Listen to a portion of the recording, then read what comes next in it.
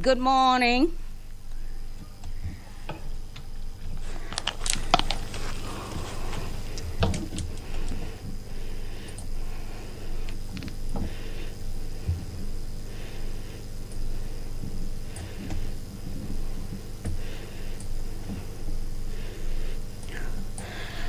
Good morning to you and welcome to the live broadcast of the National Assembly. This being the morning sitting on Wednesday, the date is 23rd of November, the year is 2022, and this live broadcast you are currently watching is brought to you through the collaboration between the Kenya Broadcasting Corporation and the Parliamentary Broadcasting Unit. You can also follow up on this live broadcast on our YouTube channels. That is courtesy of Parliament of Kenya, as well as on KBC Channel 1. And you can watch us on Signet on Bunge TV.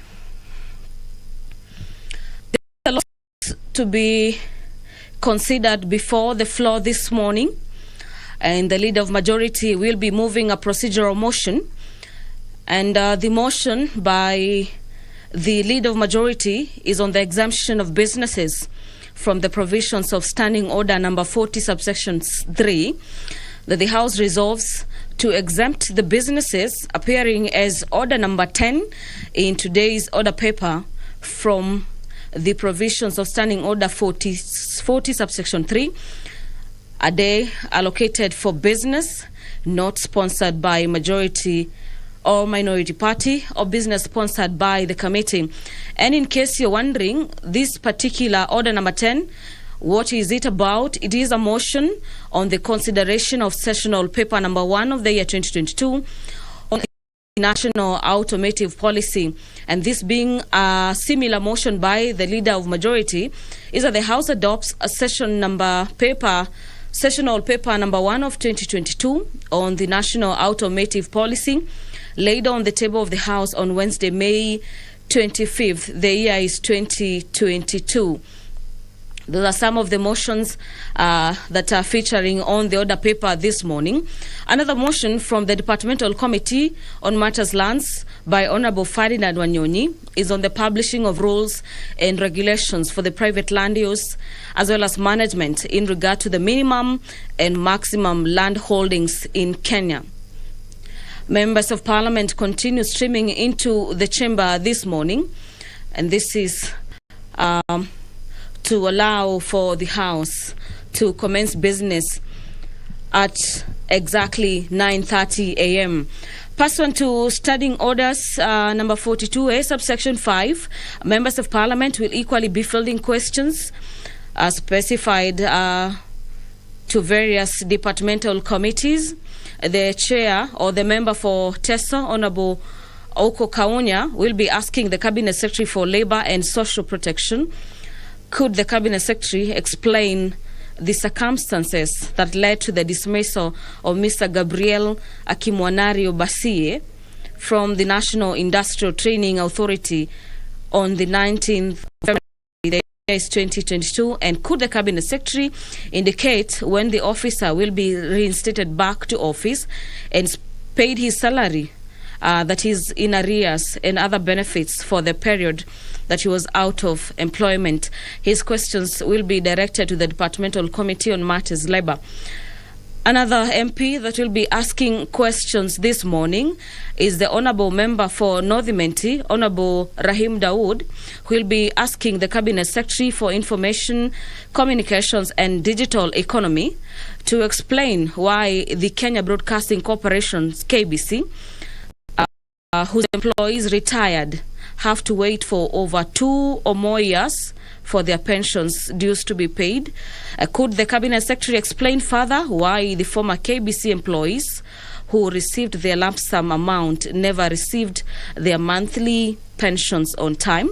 And lastly, could the Cabinet Secretary expedite payment of monthly pension due to Mr. Paul Murira, a former KBC employee who is yet to receive his dues the August 2022 to date?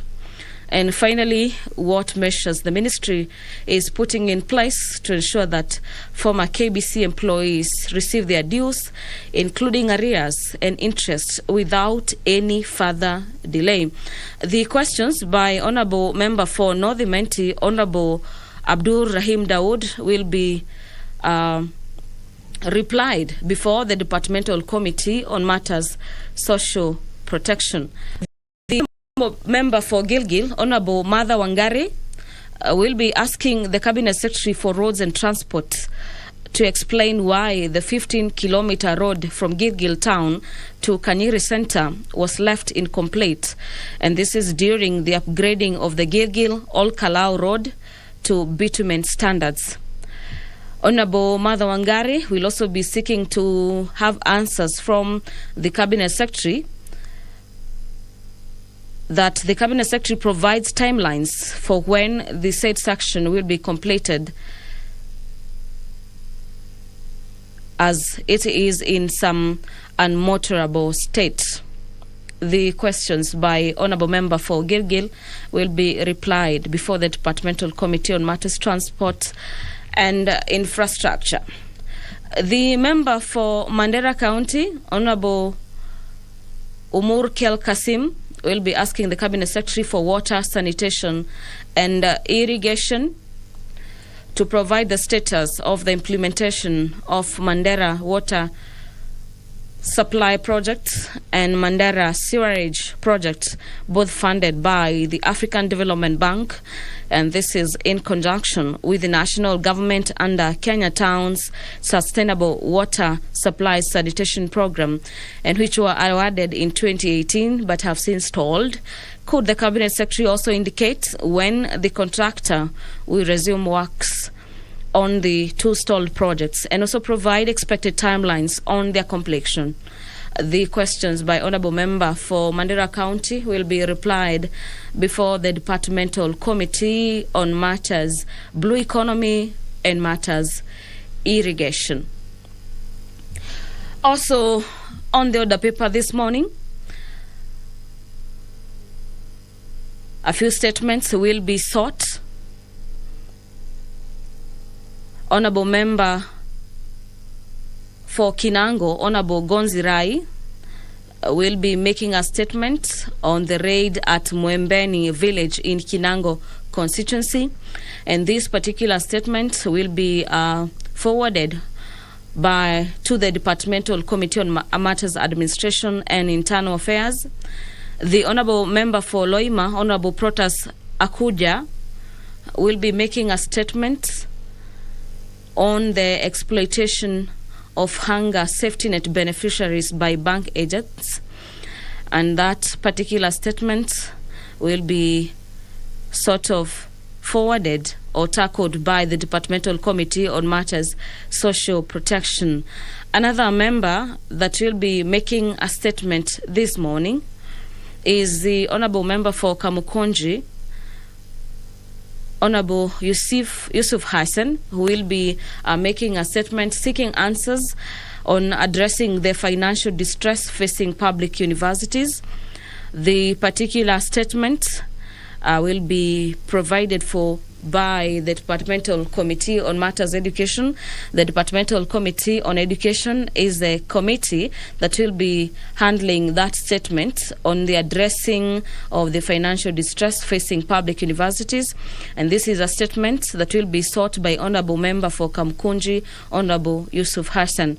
The Honourable Member for Baringo North, Honourable Joseph Makilap, will be also making a statement on the payment of Kenya Power and Lighting Company to Lake Turkana Wind Power and unsupplied power this morning. That particular statement will be handled by the Departmental Committee on Matters Energy. The Deputy Speaker of the National Assembly, Honourable Gladys Boss, is in the chamber this morning. I now hand over for the live broadcast. Enjoy your viewing. My name is Gladys Mungai.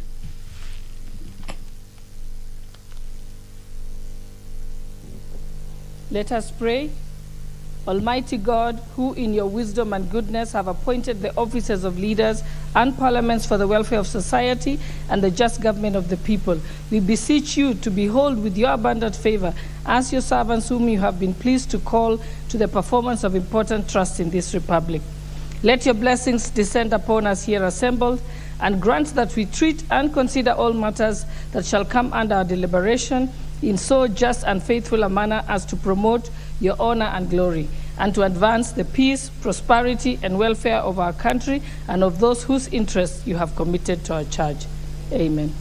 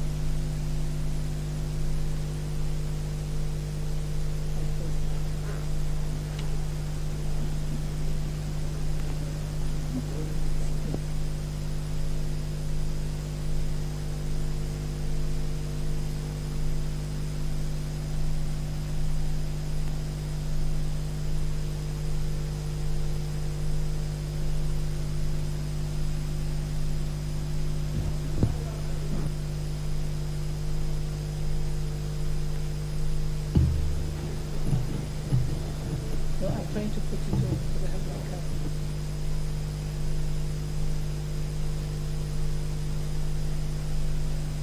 Don't you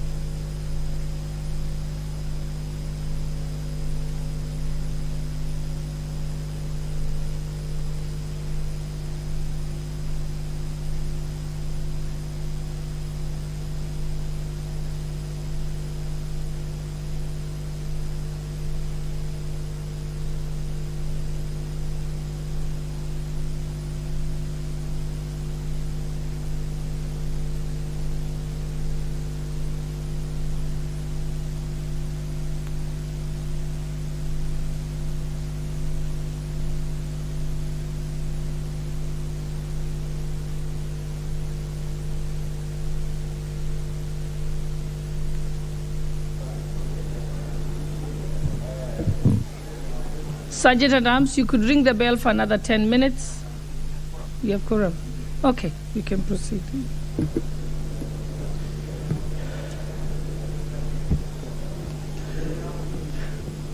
Order number 1, administration of oath. Order number 2, communication from the chair. Order number 3, messages. Order number 4, petitions. Order number 5, papers.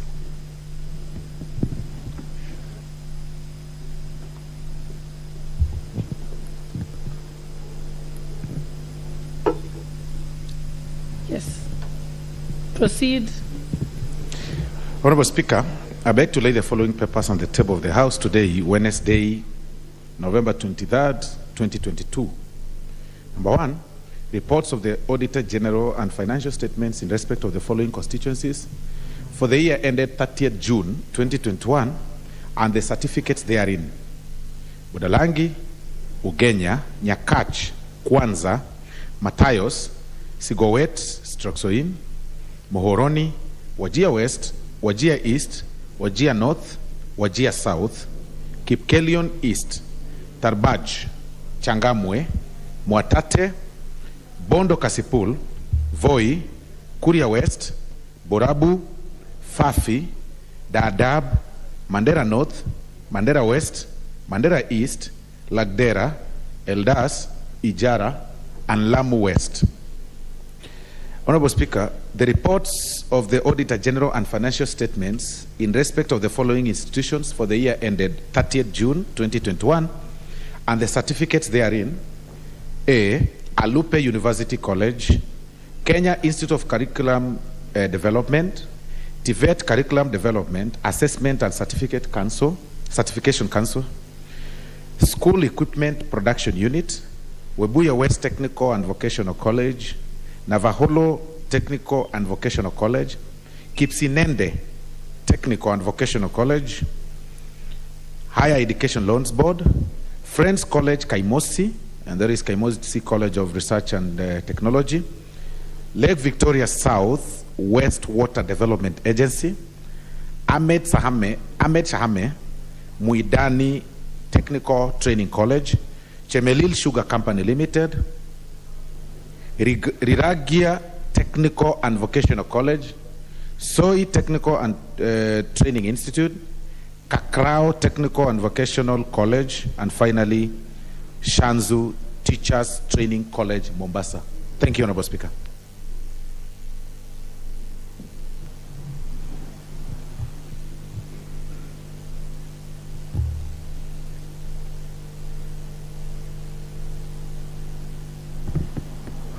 Order number 6, notices of motion. Order number 7, questions and statements.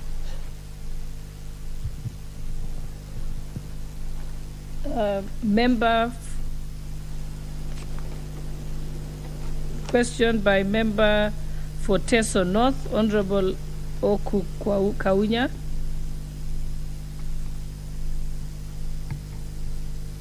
Seems the member is not here. We'll defer it to the next session.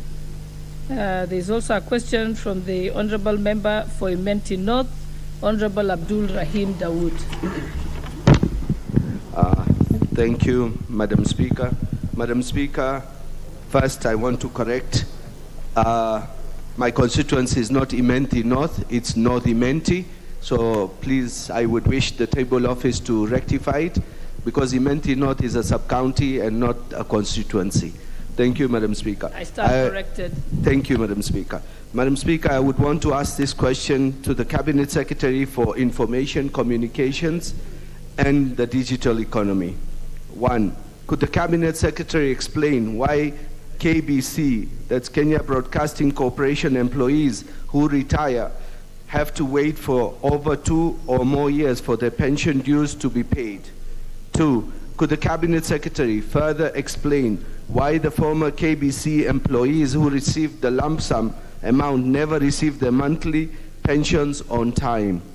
3, could the Cabinet Secretary expedite payment of monthly pension dues to Mr. Paul Murira of ID number 7670170 and personal number 002394, a former KBC employee who is yet to receive his dues from August 22 to date? 4.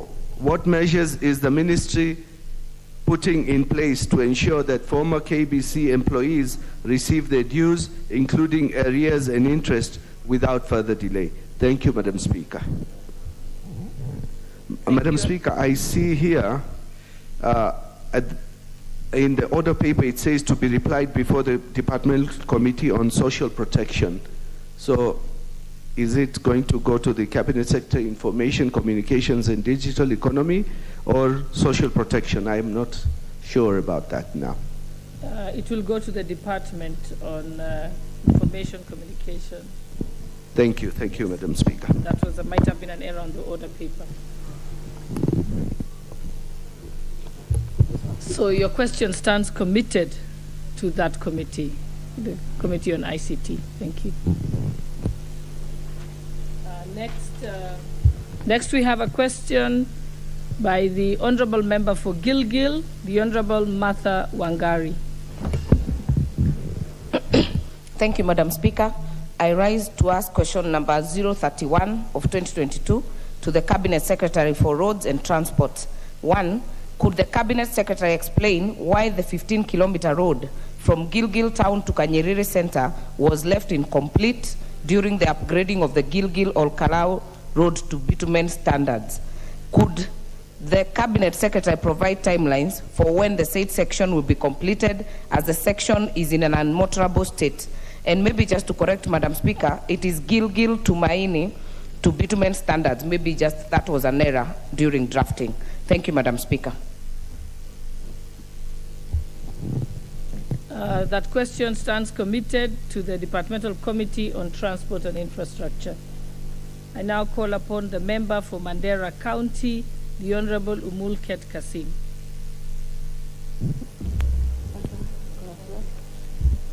Thank you, Madam Speaker. I would like to ask the Cabinet Secretary for Water, Sanitation and Irrigation. I would like to ask, could the Cabinet Secretary provide the status of the implementation of Mandera Water Supply Project and Mandera Sewerage Project, both funded by the African Development Bank in conjunction with the national government under the Kenya Town Sustainable Water Supply Sanitation Program, and which were awarded in 2018 but have since stalled? Number 2, could the Cabinet Secretary provide the details of the total contract sum for each of the 2 projects and also state the cost implication occasioned by the delays in their completion? Number 3, could the Cabinet Secretary indicate when the contractor will resume works on the 2 stalled projects and also provide expected timelines for their completion?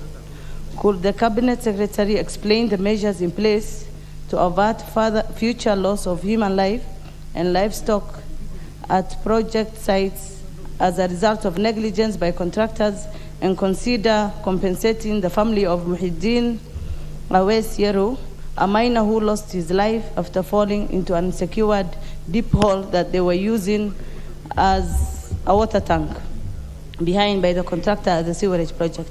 Thank you, Madam Speaker. Thank you, Honorable Member. That question is committed to the Departmental Committee on Blue Economy and Irrigation. Next.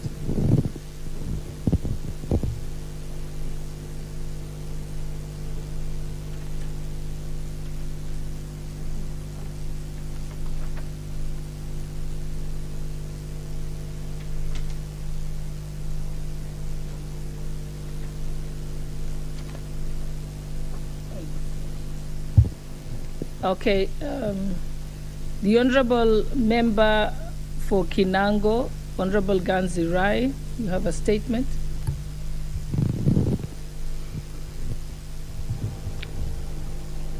Proceed, Madam Honorable Speaker, Member. I rise to request for a statement regarding the raid which was done at Mwembeni Village, Kinango constituency.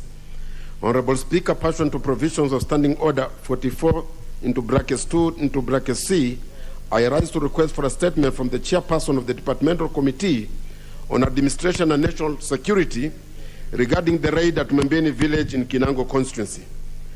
Honorable Speaker, on Monday night, the 10th of October 2022, the villagers of Mwembeni in Kinango constituency were attacked by a team of 50 gang armed with guns, matches, and other crude weapons. The raiders were in military regalia attire. They assaulted the residents, demolished houses, and even burning them down, causing a lot of destruction to properties. Honorable Speaker, the security agencies responded to contain the situation, where the Samburu CPD dispatched a team of officers from Taru police station. The team made arrests where 3 suspects were detained at Taru police station. 3 vehicles were registered. 3 vehicles with the registration number KCZ 469A, KDB 938P, and KAY 005F in connection to the incident were also impounded and taken to the same police station. Honorable Speaker, it is with this background that I seek a statement from the chairperson of the Departmental Committee on Administration and National Security on the following. Could the chairperson provide the status report of investigations into the attacks and impounded vehicles and action taken against the arrested persons since then? Noting the kind of weapons and equipment used by the raiders, could the chairperson provide a report on the intention of the said raid, whether there is any, if any, connection to organized crime or interest-driven motive? 3, could the chairperson state the measures the government is putting in place to curb increased cases of insecurity at Mwembeni village and the entire Kinango constituency? I thank you, Honorable Speaker.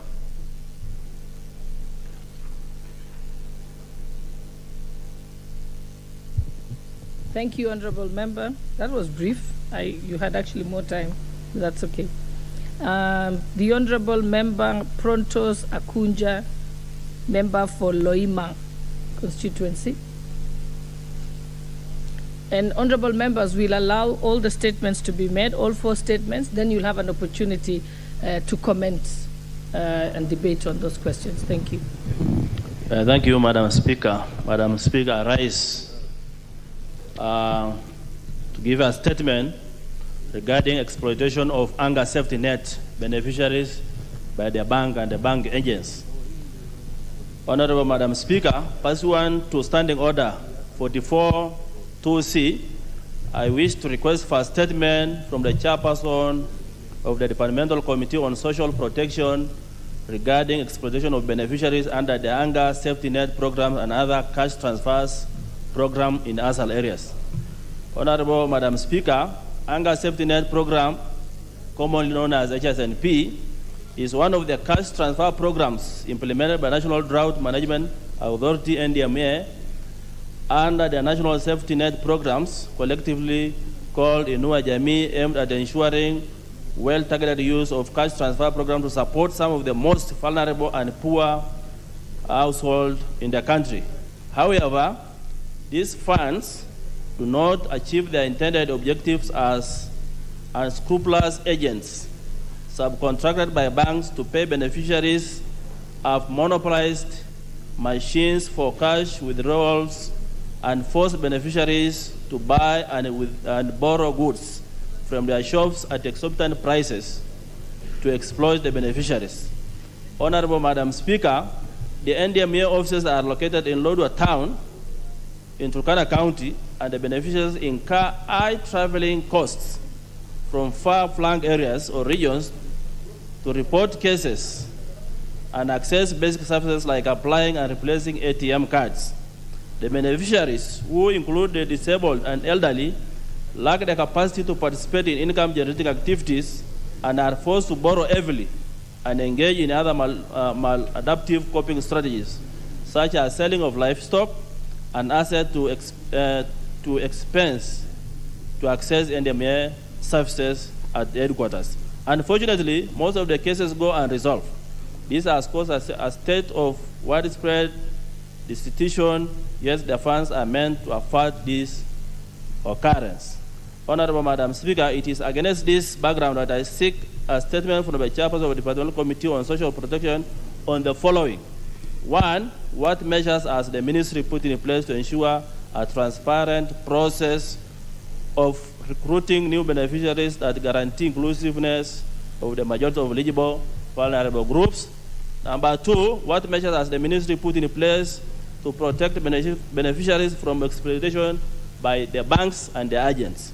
Number 3, what plans has the ministry put in place to ensure accessible services by the targeted beneficiaries located in far-flung areas like Kibish without them accruing extra costs? Thank you, Madam Speaker.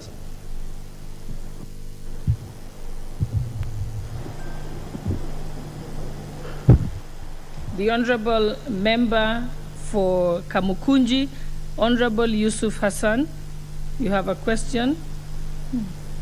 A statement, sorry.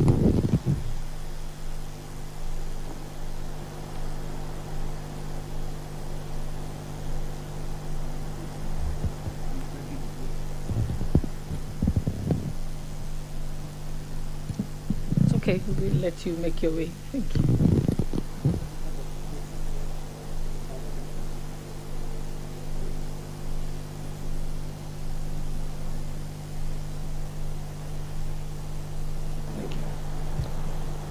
Thank you, Madam Speaker. I'd like to request a statement addressing the financial crisis facing our public universities. Under Standing Order number 44, 2C.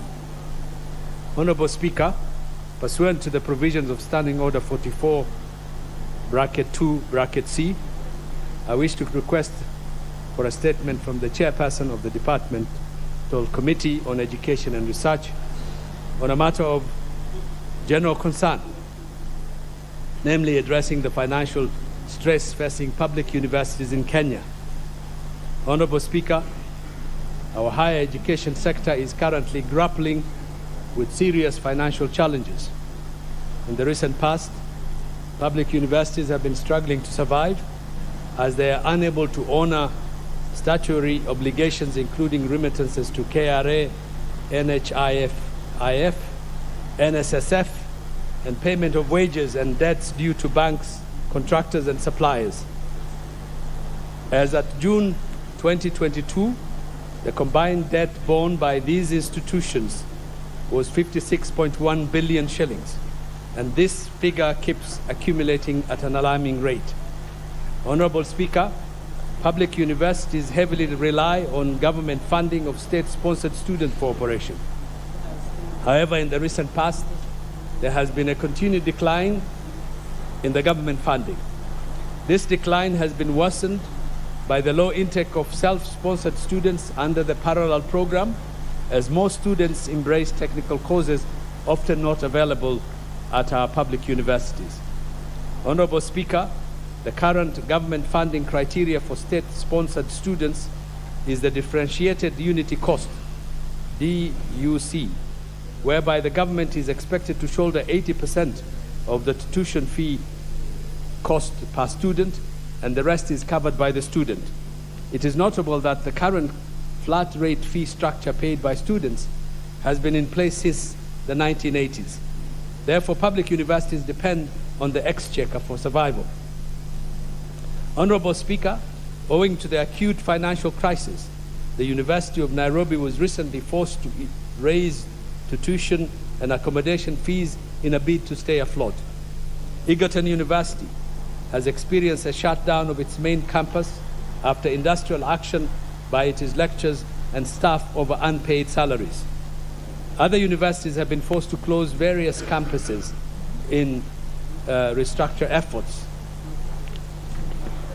Honorable Speaker, there have been pronouncements from the executive pointing towards a blanket withdrawal of funding to public universities, with calls for them to look to other sources of revenue. The overall impact of such an action would jeopardize the existence of these institutions and paralyze the higher education system, denying many students, particularly from those from poor backgrounds, a much needed opportunity. It is on this account that I seek a statement from the chairperson of the Departmental Committee on Education and Research on what steps is the government taking to financially evaluate and audit all public universities to ascertain the extent of their debt burden. 2, what restructure measures is the government pursuing to prevent further accumulation of arrears by public universities and to redeem them to solvents by ensuring that there is adequate funding availability? 3, how does the government intend to involve all stakeholders concerned in implementing a turnaround measure for public universities to ensure their sustainability? And 4, what plans does the government have to improve tertiary education system and make our public universities more effective and more competitive? I thank you, Madam Speaker. Kamkunji. I now call upon the Honorable Joseph Makilap, Member of Parliament for Baringo North. Thank you, Madam Speaker.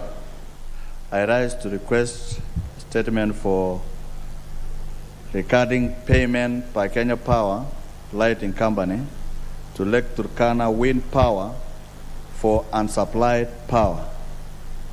Honorable Speaker, pursuant to the provisions of Standing Order 44, subsection 2C, I wish to request for a statement from the chairperson of the Departmental Committee on Energy regarding payment by the Kenya Power and Lighting Company Limited to Lake Turkana Wind Power for unsupplied power. Honorable Speaker, on 29 January 2010, the Kenya Power and Lighting Company Limited entered into a contract with Lake Turkana Wind Power through power purchase agreement to finance, design, procure, construct, install, test, commission, operate, and maintain the power plant and sell the net electrical output exclusively to KPLC in order to supply power from Loyangalani in Turkana County to Suswa Substation, Kenya's main power interchange for interconnection to the national grid. However, over 10 years later, the said power is yet to be supplied despite payment of over 17 billion shillings and provision of other infrastructure having been made. Honorable Speaker, it is against this background that I seek your indulgence and request you to invoke the provisions of Standing Order number 200.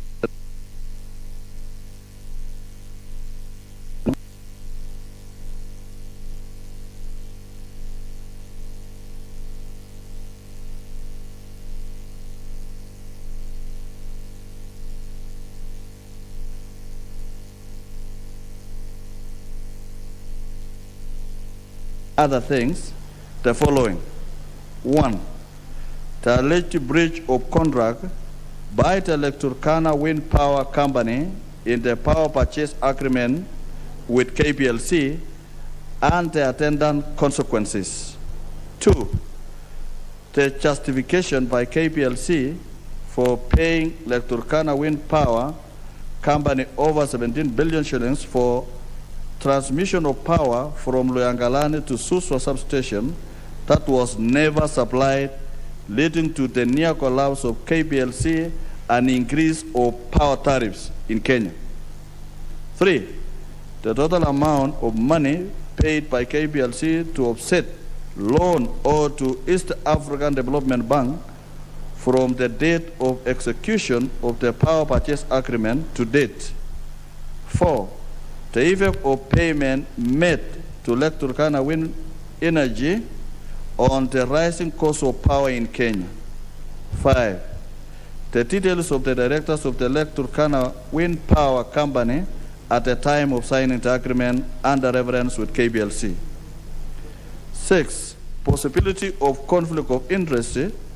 whereby the Director General for the East African Development Bank, the bank that provided the loan to finance the project, one Ms. Yeta Popo, Fifin, is also the chairperson of KPLC Board of Directors. 7, the steps that the government is taking to ensure that such malpractices and pilferages from cartels or public funds through state corporations are put to a stop. And finally, any other matter that the committee may deem necessary concerning the project. I thank you, Honorable Speaker. Honorable members, I shall give opportunity also to the members of the chairpersons of the relevant committees to comment on the statements. But now I will call upon member for Maragua, Mary wa Maua.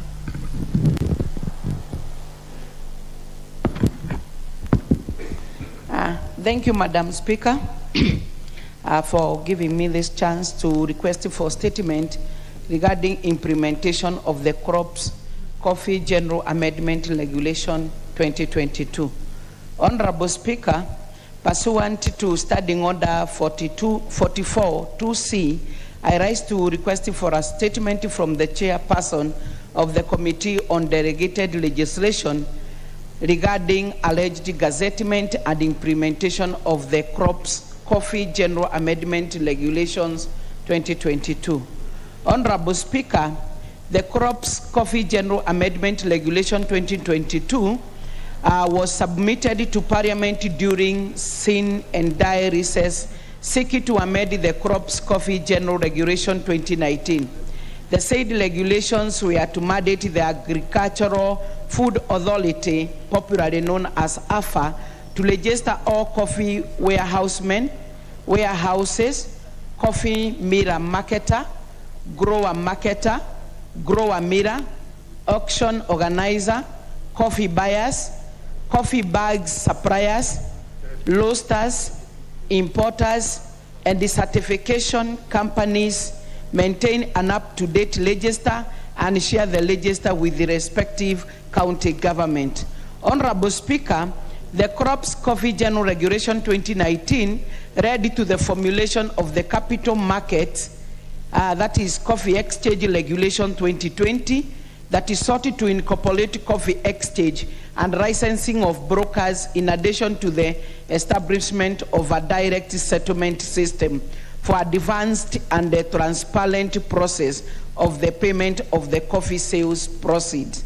Honorable Speaker, despite the CMA extending the old regulation to the end of 2022, due to unresolved matters in the coffee sector, this marking the third time that the authority has prolonged the rules, the former Cabinet Secretary for Ministry of Agriculture and Livestock published and implemented the regulations without calling out public participation and getting necessary approvals of this House. This has led to the restoring of the mandate of registering and regulating coffee marketers to the AFA and the CMA as a regulator of spot commodities. Having been gazetted, CMA has been barred from supervising the Nairobi Coffee Exchange, where it ought to have been allowed to supervise the auction as proposed under the coffee regulations agenda in the coffee sector across the country. Honorable Speaker, it is against this background that I seek a statement from the chairperson of the Committee on Delegated Legislation on the following. 1, could the chairperson clarify whether the Crops Coffee General Amendment Regulations 2022 were processed through Parliament as required by law, and if any, what's the status, approved or rejected? 2, could the chairperson explain how the statutory instruments submitted during recess or when the House is in sin and die recess could take effect, considering the timing the executive submit the instrument, thus taking advantage of Section 15(2) in regard to parliamentary scrutiny of statutory instrument, and in particular on the 28 sittings after the date of referral of the statutory instrument to the committee. 3, could the chairperson explain what action is the committee taking to ensure that the Parliament Act is amended specifically where regulations were annulled on the basis of substantive regulations matter carried in the regulations? Thank you, Madam Speaker. Thank you, Honourable Member for Maragua. I now call upon the Honourable Member for Seme constituency, Dr. James Kirkal. Thank you, Madam Speaker, for giving me the opportunity to comment on these statements. I'll comment first on the statement by Honorable Porter Sakuja on the hunger safety net beneficiaries, the exploitation by bank agents. Madam Speaker, this program of hunger safety net beneficiaries is part of the part and parcel of the whole safety social protection program in the country, which includes cash transfers for orphans and vulnerable children, and also the elderly persons, and also persons with disability. And they are all suffering from the same problem. Previously, these programs were actually implemented by different agents. For example, the cash transfers for the orphans and vulnerable children, elderly persons, and persons with disability were through post office. The cash transfers went through post office, and it works relatively well. The initial program of hunger safety net program was actually through agents like shopkeepers who were actually giving cash or goods in lieu of cash, and again they were working well. Then they changed the programs so that now they are done through banks, and this, in my view, has not worked well, Madam Speaker, because as they are saying, sometimes these old persons or the caretakers for orphans and vulnerable children actually don't receive the money, and you are not sure where the loss is. Sometimes they go to these agents of the banks, or sometimes the banks themselves go to pay at specific points. And what you find is that the people don't receive the money, that the money did not come somehow. And we do not know where the money is lost. Is it with the agents? Is it with the banks? Or is it with the ministries themselves that did not send money? And many times when people go to seek this, and they even come through us, you actually find that you get like these statements. You will find the statement will come here, and in the next 2 months, another statement is sought. So I think that what we may need with these committees is actually when they bring these statements as inadequate, we need to actually call the responsible cabinet secretary to come to the committees. Then those who are interested, members who are interested, and there'll be many, can actually attend those meetings and find out in details from the cabinet secretaries why these things are happening. These are extremely important. And now you see, Madam Speaker, we are now going around distributing maize and so on. But you see, the way we are doing it, when you go to a clan and say, we are bringing maize, everybody comes. And not all of them are actually deserving. So it is this program that actually is supposed to pick vulnerable people. And we need to know in any clan, the chief, the assistant chief, and the clan elders can tell you the most affected family. And those are records that should be available to us through the social protection program. So when this time comes, before you even go out, you know the people you are targeting. If there is more food, yes, you can give others. So I think this is an extremely important statement that has been sought, and maybe I can ask even the clerks to actually bring these sentiments through the answered to the committees so that the issues I've raised can actually be addressed when the statements come. But the best in future is to call the cabinet secretary This is an important part of social protection in this country. These are the people who are suffering most now when things are like this. So the second one, Madam Speaker, is the statement for Honorable Yusuf Hassan addressing financial distress at our public universities. Madam Speaker, if you're not careful, the public universities can actually collapse. And we are getting to a state which I've seen happen with all public institutions, public services. The public universities have been the gold standard. Now, things are going down, and will reach a point where children don't even want to go to public universities. What you are seeing with the health services, where they are actually looked down upon, and people see them as third rate, not even second rate, and only for poor people. But we shouldn't let it go that. And this is basically because of the funding of the public universities. The Honorable Speaker, the Honorable Hassan gave the statement that they have differential unit cost, which should be that the public universities are funded according to the number of students they have, and not only the number of students, the cost of the courses that they are undertaking. Definitely, when you are doing engineering, it is quite different from when you are doing BA, Bachelor of Arts in education, the requirement. So it's a much higher cost. And that's when they agreed on the 80% by the government and 20% by the universities. But that is not met. So the numbers are not looked into, and the unit cost is not looked into. And so the universities are not getting adequate funds.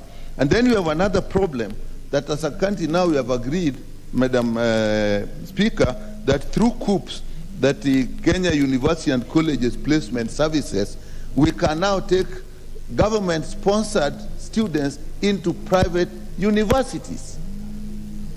And that came about, Madam Speaker, when there was rampant cheating in exams, and there were large numbers of students who qualified to go to universities. When that was sorted out, the numbers shrunk. So the mushroomed universities and campuses now have no students. So now people are fighting, and now we are now looking at a smart way of actually funding private universities through government funding.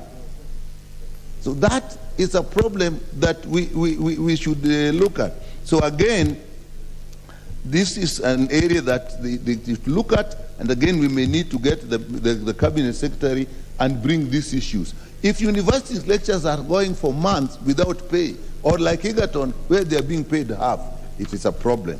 So, Madam Speaker, I thank you for giving me the opportunity, but these are very important statements that have been sought. Thank you very much.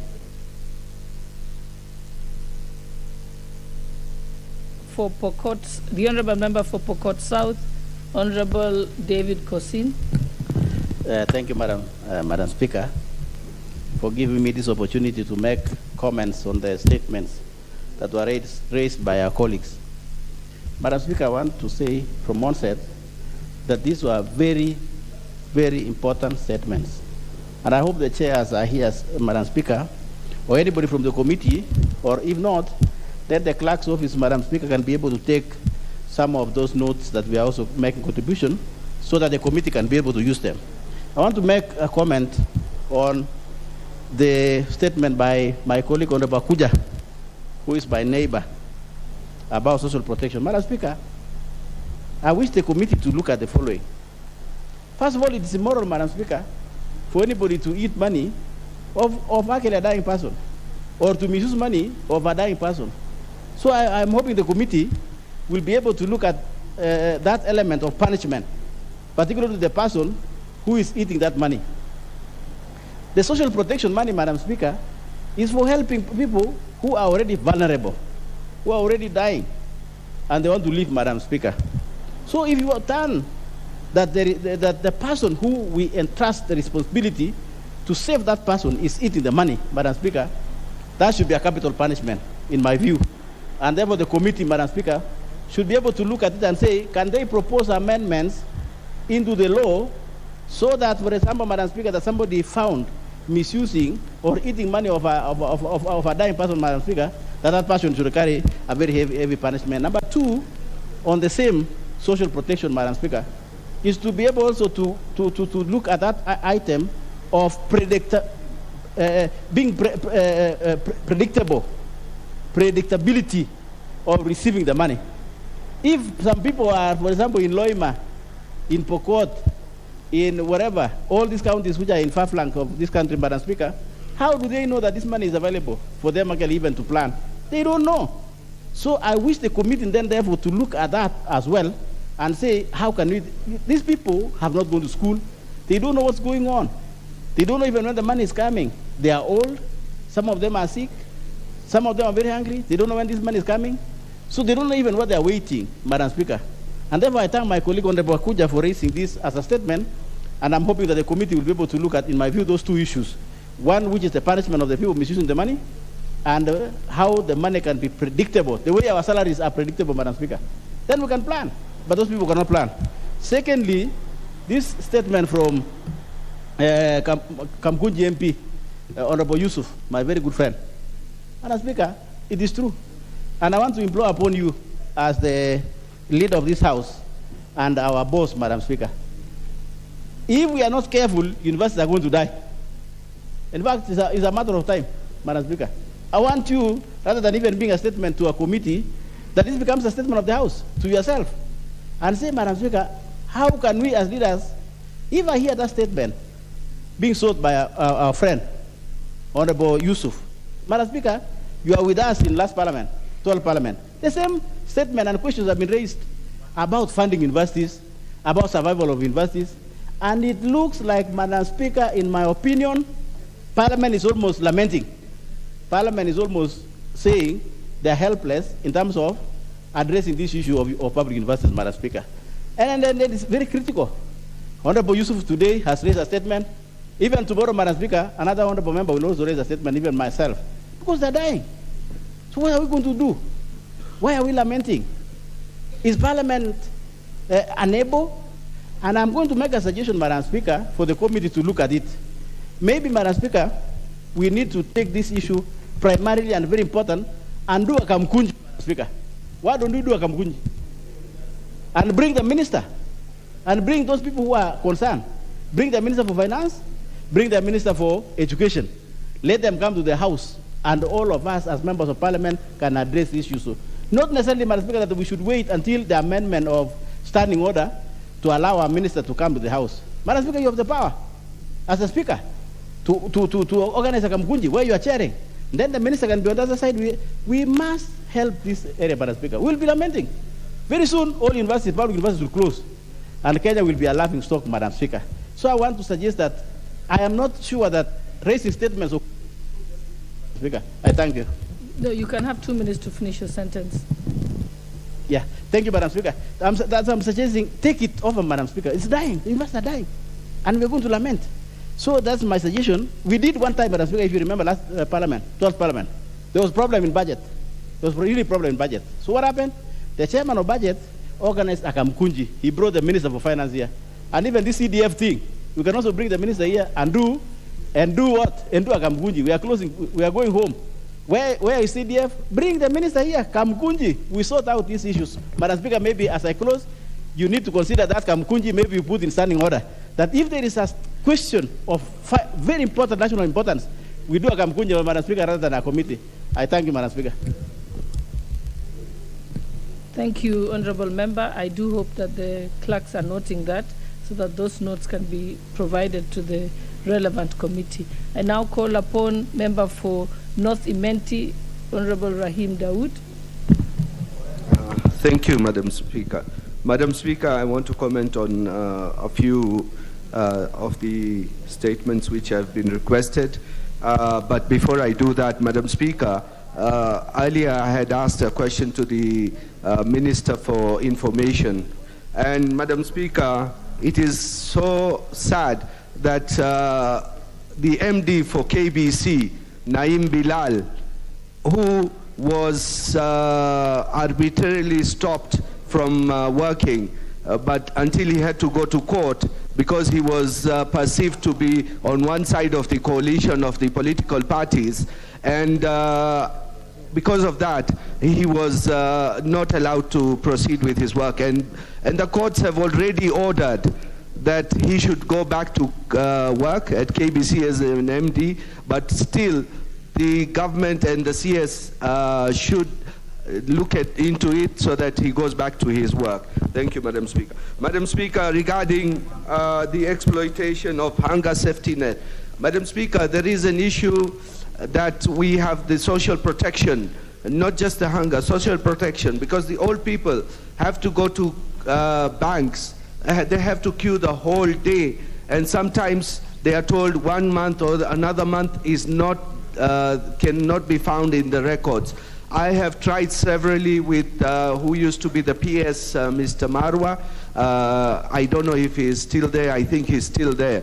And I tried to get a list from his office, but unfortunately, to date, it's been over 2 years. I cannot get a list of the people who are on the safety net. Madam Speaker, we need to get to the bottom of this as a House so that each and every member is made aware of who amongst his people are on the safety net, Madam Speaker, because these old people cannot go all queue there in line the whole day waiting for money. Maybe they may not get it the first day, maybe the second day or the third day, and they come from very far, Madam Speaker.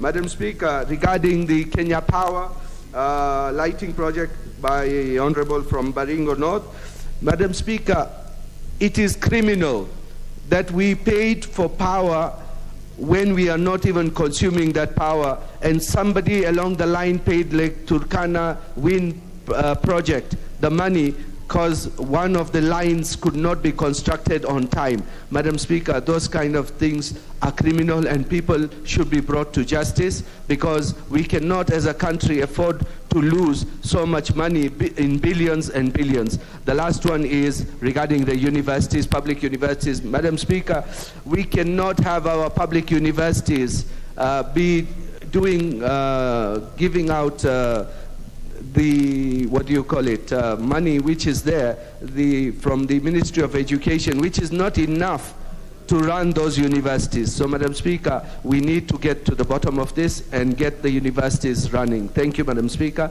And I will appreciate if my question on the Ministry of ICT will be handled together with Mr. Naim Bilal's question as well, so that when the Minister for ICT comes in, he gives us an answer why Mr. Bilal is not the MD any longer, even though there is a court order. Thank you, Madam Speaker. Thank you, Honourable Member. I now call upon Member for Keyo North, the Honourable Adams Kipsanai.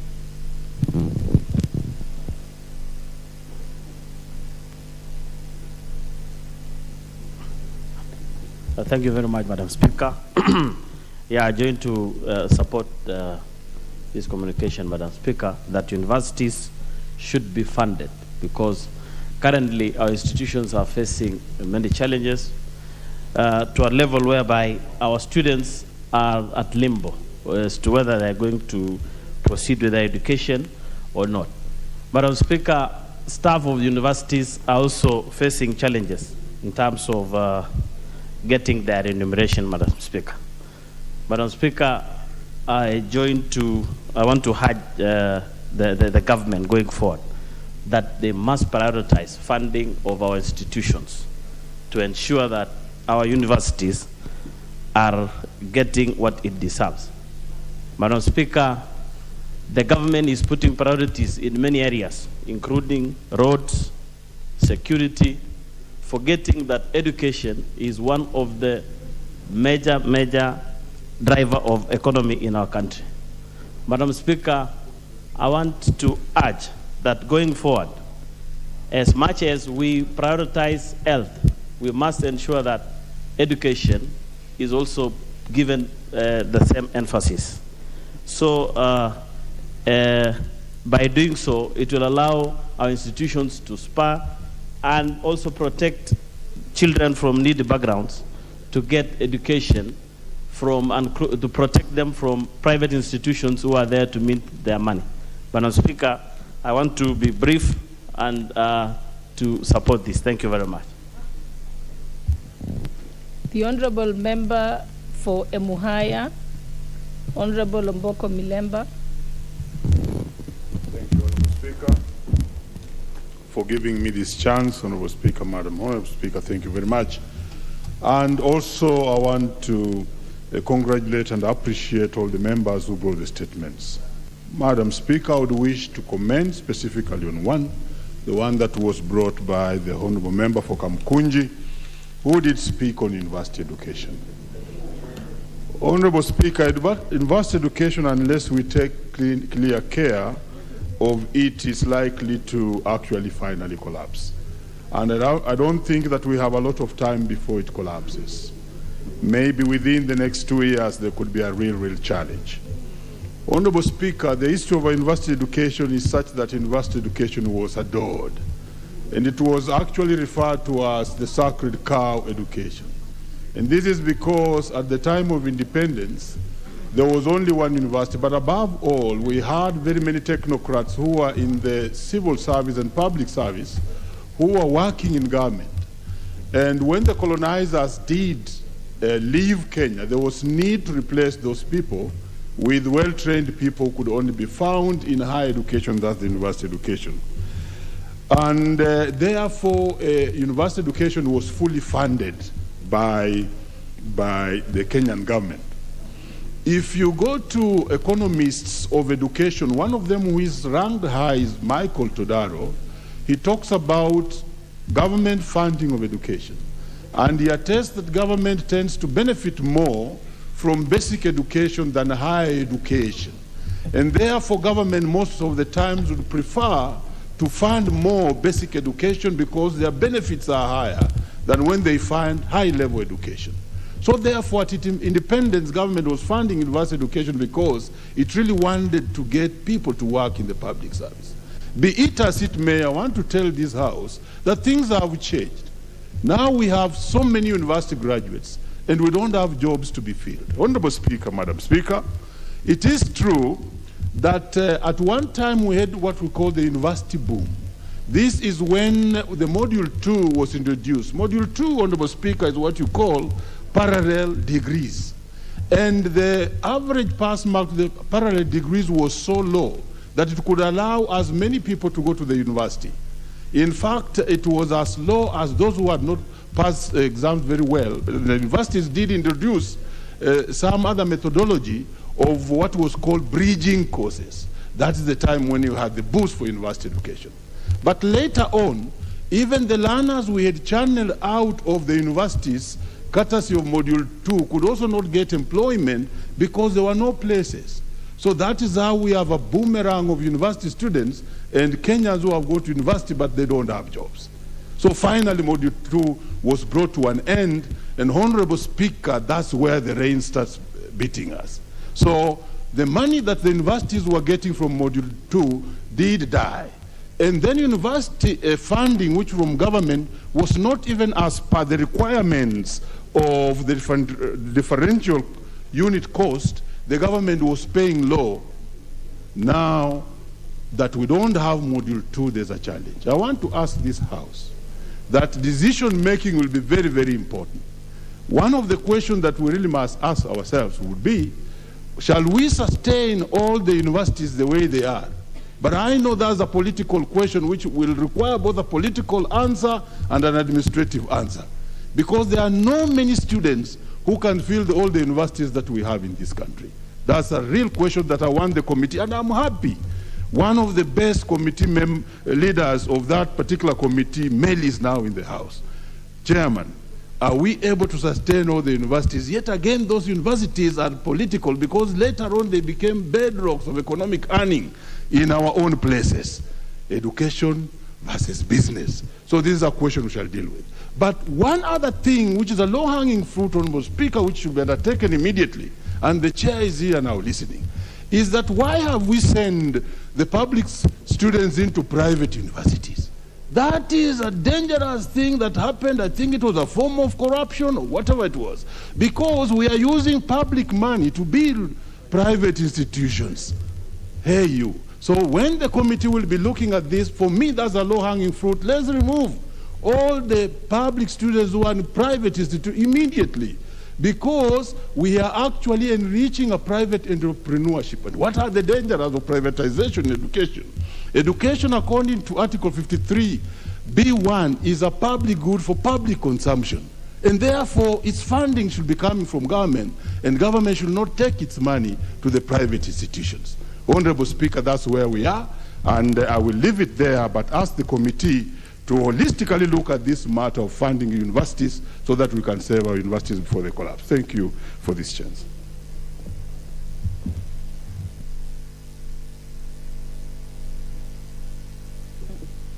All right, member for Kilgoris, Honorable Julius Sunkule.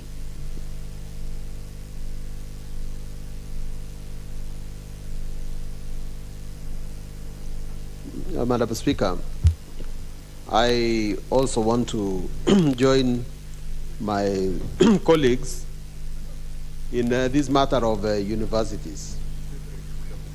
Madam Speaker, some of us went to university when education in the university was fully funded by the government. In fact, we used to receive an amount of money called boom, and we really enjoyed it. And I remember I bought my first radio using boom, and the library was fully funded. Everything was going well. And I'm talking about the University of Nairobi. And subsequently, the government started other universities, because Kenyatta University was a university college, and it was elevated to the second university in Kenya. Then came other entrants, Moi University. And the universities proliferated. There came JKU CAT, that we called at that time. And they became so many. And after some time, you could ask yourself a number of questions. First of all, university needs professors to lecture. And we all know that we were taught by professors at the university. But today, I ask myself, where are the professors going to come from to lecture to our students? We have made so many places universities that, in fact, I don't know whether we can sustain it that way. A policy needs to be put in place so that we can revert to a situation of quality. There is no two way about it, Madam Speaker. The government must fund universities. Otherwise, then you let them go through some unorthodox systems of enrolling students the way they did it in that Module 2, and getting people who can pay rather than people who have passed exams.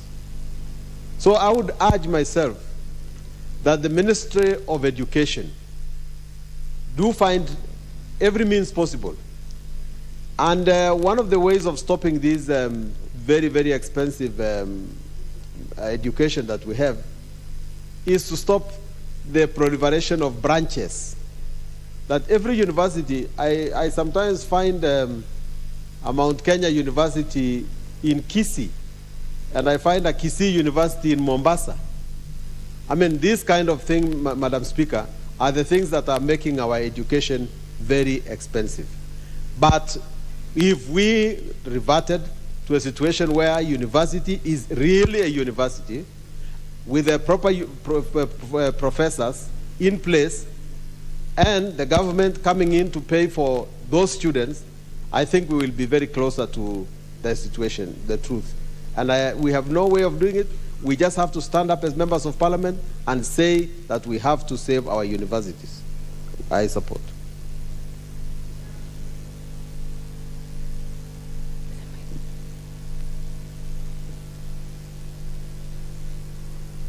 That will close that order, order number 7, and we'll move to the next order, order number 8. Order number 8, procedural motion, exemption of business from the provisions of Standing Order 43.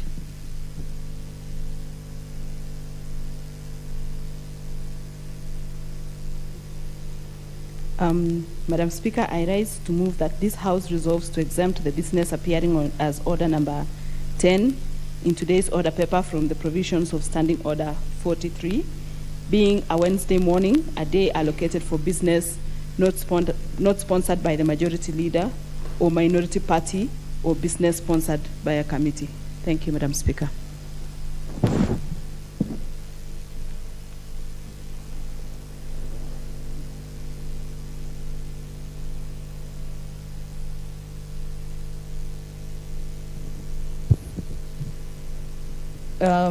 Thank you, Honorable Marian Keitani. Who is the second in the motion?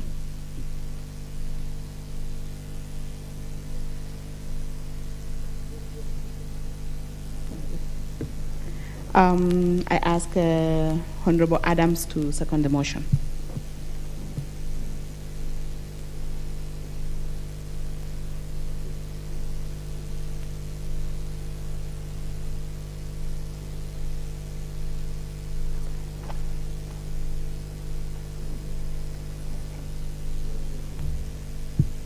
Madam Speaker, I second the motion. Therefore, I propose the motion that this House resolves to exempt the business appearing as order number 10 in today's order paper from the provisions of Standing Order 43, being a Wednesday morning, a day allocated for business not sponsored by the majority or minority party or business sponsored by a committee. That being the mood of the House, I put the question that this House resolves to exempt the business appearing as order number 10 in today's order paper from the provisions of Standing Order 43, being a Wednesday morning, a day allocated for business not sponsored by the majority or minority party or business sponsored by a committee. As many as are of that opinion say aye. As many as are of a contrary opinion say nay. The ayes have it. Order number 9, motion, publishing of the rules and regulations for private land use and management in regard to the minimum and maximum land holdings in Kenya. Resumption of debate. Honorable members, this motion has a balance of 1 hour and 25 minutes.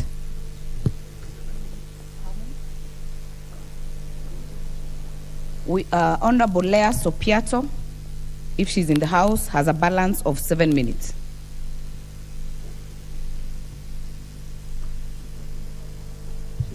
If she's not, we'll give this chance to the Honorable Member for Mosop, Honorable Abraham Kirwa. All right. This chance will now go to the Honorable Member for Mumias East, Honorable Peter Salasia. Madam Speaker, sir, I have just a comment.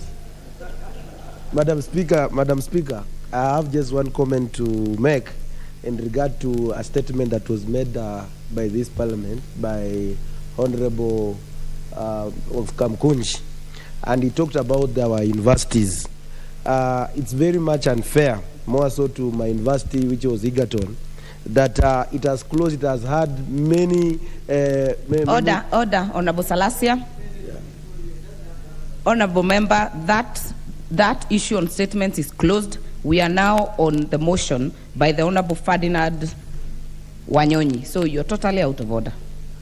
The next chance, okay, Madam Speaker. The next chance will go to the member for Lunga Lunga, Honorable Chiforomodo.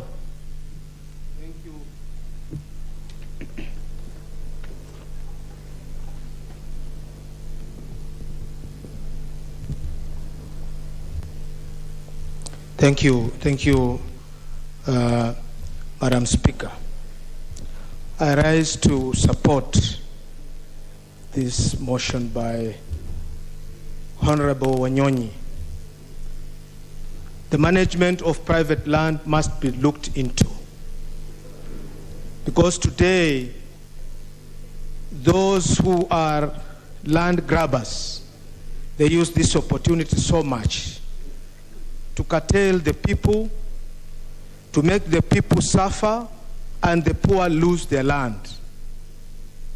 I want to stand here and attest that we have areas in Lunga Lunga to be precise. Yungi Island, Parbat land in Kiwegu, Tswaka area, Minanasini in Zombo Ward. These are areas where the locals have been threatened by the private landowners who just come up the other day, and these people have been occupying those land for so long. These are just but examples. What I mean is the private land law needs to be looked into, because people sit in Nairobi here, they just see land which is open from the map, and then they start creating some private companies, blah, blah, blah, and then they go to the ground and claim that that's their land. Well, when they reach there, they liaise with the chiefs, with the provincial administration, and then they terrorize the locals. This is unacceptable. We want to stand firm as a house and actually support Honorable Wanyonyi to proceed and ensure that we implement his proposal so that our people can be safe, and at least every Kenyan can own a piece of land. We cannot have a situation where just few rich, gluttony, and people who have money own big chunks of land in the expense of the poor in this republic. We are not saying that people who are business people, investors, should not be given a chance to invest in land. No, but let it be done in the right way, and again, not in the expense of the poor person. Otherwise, I rise to support the motion by our senior Honorable Ferdinand Wanyonyi. Thank you so much, Madam Speaker. Member for Nandi, Honorable Cynthia Muge.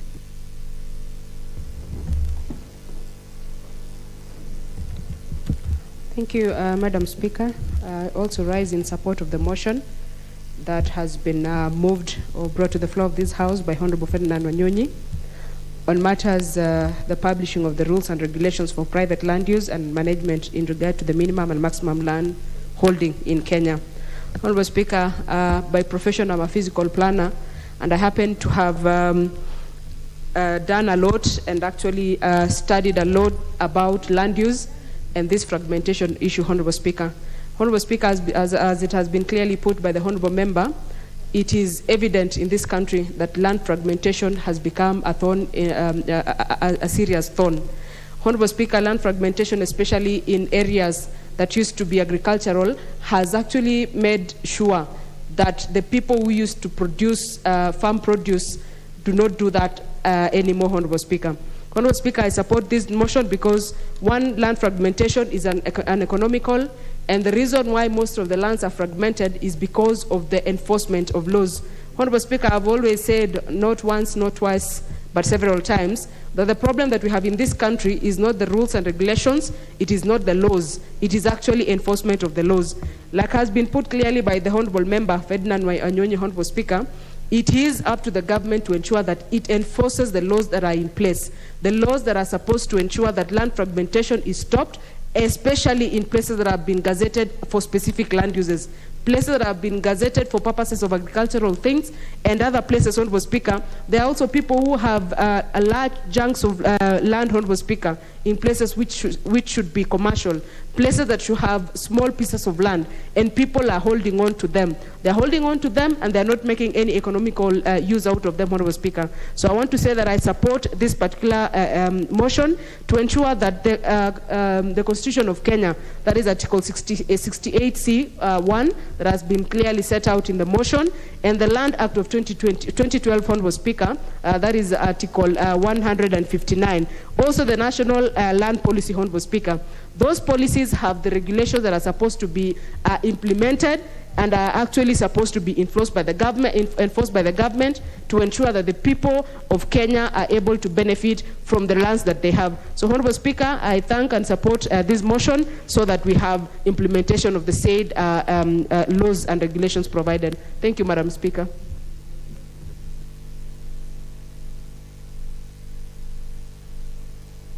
Nominated member, Honorable John Mbadi.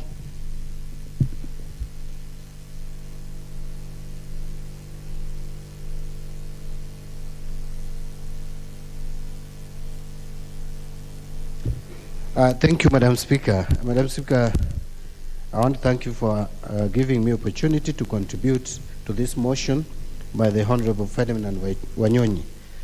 Madam Speaker, there is a problem that we have in this country with land, and this became evident even after the 2007 general elections, and that is why one of those most critical issues that were discussed that time was on the issue of land use. And in the 2010 Constitution, we came up with a full chapter on land and environment, a full article, actually, in the Constitution on land and environment. And it was the understanding that once we passed the legislation, an act of parliament on better land use, then that would be followed by regulations which would help in specifying the minimum acreage of land or maximum that one individual can have, and to deal with the bigger problem that we have. And there are two issues, Madam Speaker, and I'm happy that Honorable Ferdinand Wanyonyi is spot on this. Number one is the issue of land fragmentation. Madam Speaker, for us to have food in this country, our land must be productive. We have so much productive agricultural land in this country which have been fragmented into smaller pieces which are not even economical for the farmers. And therefore what farmers do is basically to grow for subsistence. But we are not getting farming which is commercial in this country. Why? Because the agricultural land has been fragmented. If you go to my neighboring counties, where my friend here comes from, the Kisii County and Nyamira County, very fertile land, but has been fragmented, and so many tall buildings are coming up, which could be done. We could come up with a good land use, because the Kisis also want to live. They want housing. So how do you balance off protecting the agricultural land and providing housing to the Kisis, to the Merus, those densely populated areas, to the people in Kakamega? What we could have done was to come up with a proper land use where these people are settled, some houses are constructed, tall buildings, where you bring people together close to each other and protect the fertile agricultural land and use it to produce food. That is one area. You go to Kitale, the rate at which land is being subdivided in Kitale, Trans Nzoia, and all those areas in the Rift Valley, which we have all along called the basket, the food basket of this country. Give it just a few years, you will find that these areas are not able to feed this country, because the land will be uneconomical. But two, and fundamentally, we also have areas where land, huge tracts of land, lie fallow, owned by even some of us here. Some of us here, I have no evidence, but I am sure there are members of parliament here who even own hundreds of acres of land. But they are doing nothing with them. They are just driving there over the weekend, enjoying how they are rich. When they are compiling their wealth declaration, they put how they have billions of shillings, which is not, in real sense, does not exist. There is no reason why you should own tracts of land. You are not even doing anything on even 1 acre, and you have 1,000 acres of land. What would one individual do with 5,000 acres of land? Why can't you sell it to other people who can put it to productive use? We are not saying it should be repossessed, because that route has been taken by some countries and the results have never been positive. Zimbabwe tried it, it was never successful. So don't go and take forced land from people, but encourage Kenyans. Buy even land from them. The government can buy land from these individuals. You can ask them to surrender land, give them money, give that land to farmers who want to really do farming as their main economic activity. So, Madam Speaker, this thing is achievable, it is doable, but there is no will. And I hope, it is my prayer, that the new CS for lands is going to think outside the box and help. We don't want to hear people threatening and scaring communities that, you know, there is a motion that has been passed in Parliament that now you are going to own a maximum of 10 acres of land. No one is saying that. And you don't have to have a uniform maximum acreage of land. Because there are places like in Masai land, someone can even have 50 acres of land, 100 acres of land, and the economic use for which it is put requires that vast piece of land. But there are other areas where you can reduce the maximum land ownership to some reasonable acreage. Madam Speaker, I think I would go on and on.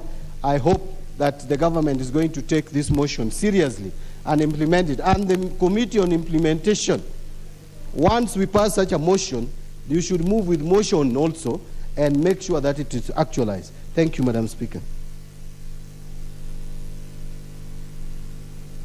Member for Sirisia, Honorable John Waluke.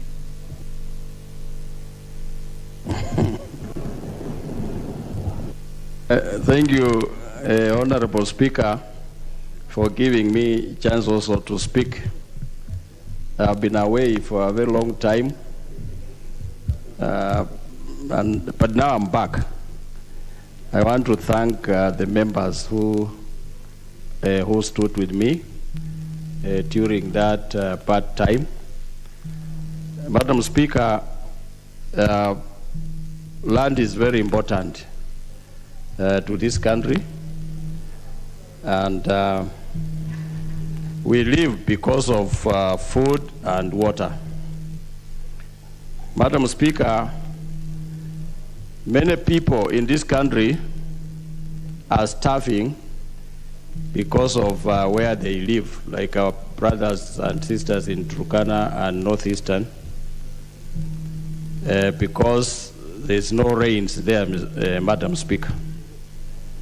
But Madam Speaker, I concur with the Honorable Mbati with his contribution that there are people in this country, Madam Speaker, who owns thousands and thousands of acres of land. There's one person, Madam Speaker, in this country who owns 56,000 acres of land. And Madam Speaker, that land is not properly utilized. And it is fertile land, the way I know. And there's a Kenyan even, it was in the papers one time, who buried his mother in 1,000 acres. And Madam Speaker, as a House, I'm supporting this motion that, Madam Speaker, this land these people owns in thousands, they did not buy. They just grabbed. They did not buy this land, Madam Speaker, they just grabbed. And we need to pass the laws, Madam Speaker, that if you are not using land, that you own thousands of land and you are not using it, Madam Speaker, either the government should buy that land to give to the people who are needy, who want to use, who can produce food for the country, Madam Speaker, or else they surrender it to the government, because even if they own it, but they not get it in a proper way. So we need to get a method on how we can bring this land back to the people who are needy. People can be brought even from Turkana to own land in Kitale, because this country is for everybody. And they can get food to take to our people there. I support this motion, Madam Speaker.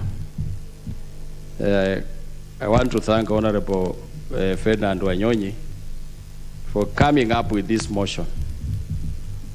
And we need to be serious. And on a motion like this one, Madam Speaker, when we pass it, action must be taken so that we save this country from those crappers. There are forests, Madam Speaker, when you pass, sometimes when I pass on my way in a plane, when the trees are cut down, Madam Speaker, there are people, tomorrow, over 1,000 people have gone to that forest, building temporary houses, crapping forest land, Madam Speaker. We need to adjust the laws for the forest so that we protect the forest cover for this country, Madam Speaker. Because the way this country is going, Madam Speaker, in another 20 years, if we are going the way it is going, we are all going to die if we are not serious with our forest cover. The water towers are taken over by by crappers. So, Madam Speaker, I support that the implementation committee, when this motion is passed, Madam Speaker, it should be implemented with immediate effect. So, I support. Thank you, Madam Speaker. Honorable members, allow me to recognize the following students seated at the public gallery.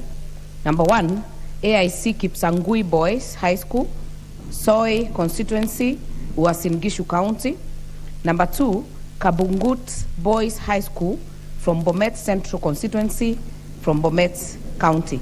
On behalf of the House and on my own behalf, allow me to welcome them to observe the proceedings of the House. The next chance will go to the member for North Imenti, Honorable Rahim. Thank you, Madam Speaker. Madam Speaker, I will not say whether I am for this motion or not, because of one reason I have already told Honorable Ferdinand Wanyonyi. When we say regarding minimum land should not be a case at all, because there are places like Honorable Badi has just talked about, Meru, Kisii, Nyamira.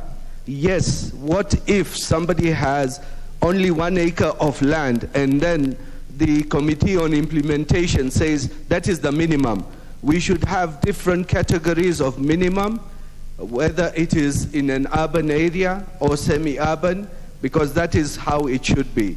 Madam Speaker, when we say maximum, yes, I agree with the maximum rule, where we should put land to productive use, because Article 60 land policy says you have to have security of land, and that is enshrined in the Constitution. But Honorable Waluke, when he was talking, I think he talked from both sides of his mouth. When he said that there is a person or a family which owns 56,000 acres of land, which they were given for free, Madam Speaker. If they were given for free in one sentence, he says, and in the next sentence he says, we should pay them for that land so that they can give it to people to do productive. I think if it was given for free, then it should be given back for free, not be sold.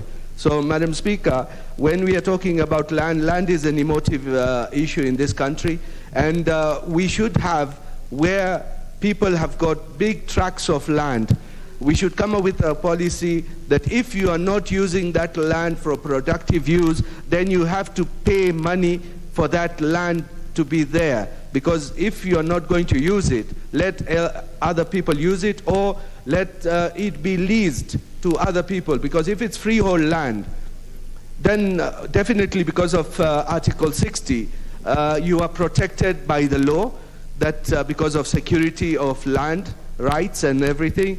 But that does not, it's not a blanket protection by the law. We should see how we can lease that land at a minimal cost, or otherwise the landowner every year should pay land rates, because, Madam Speaker, a freehold land does not attract land rates. And we need to know that if somebody has got obscene, like he said, 56,000 acres, I'm wondering, some people even have 100,000 acres. Some people even own a whole county. 60% of the county is owned by an individual. And if that is the case, then, Madam Speaker, they need to pay for that land per acre.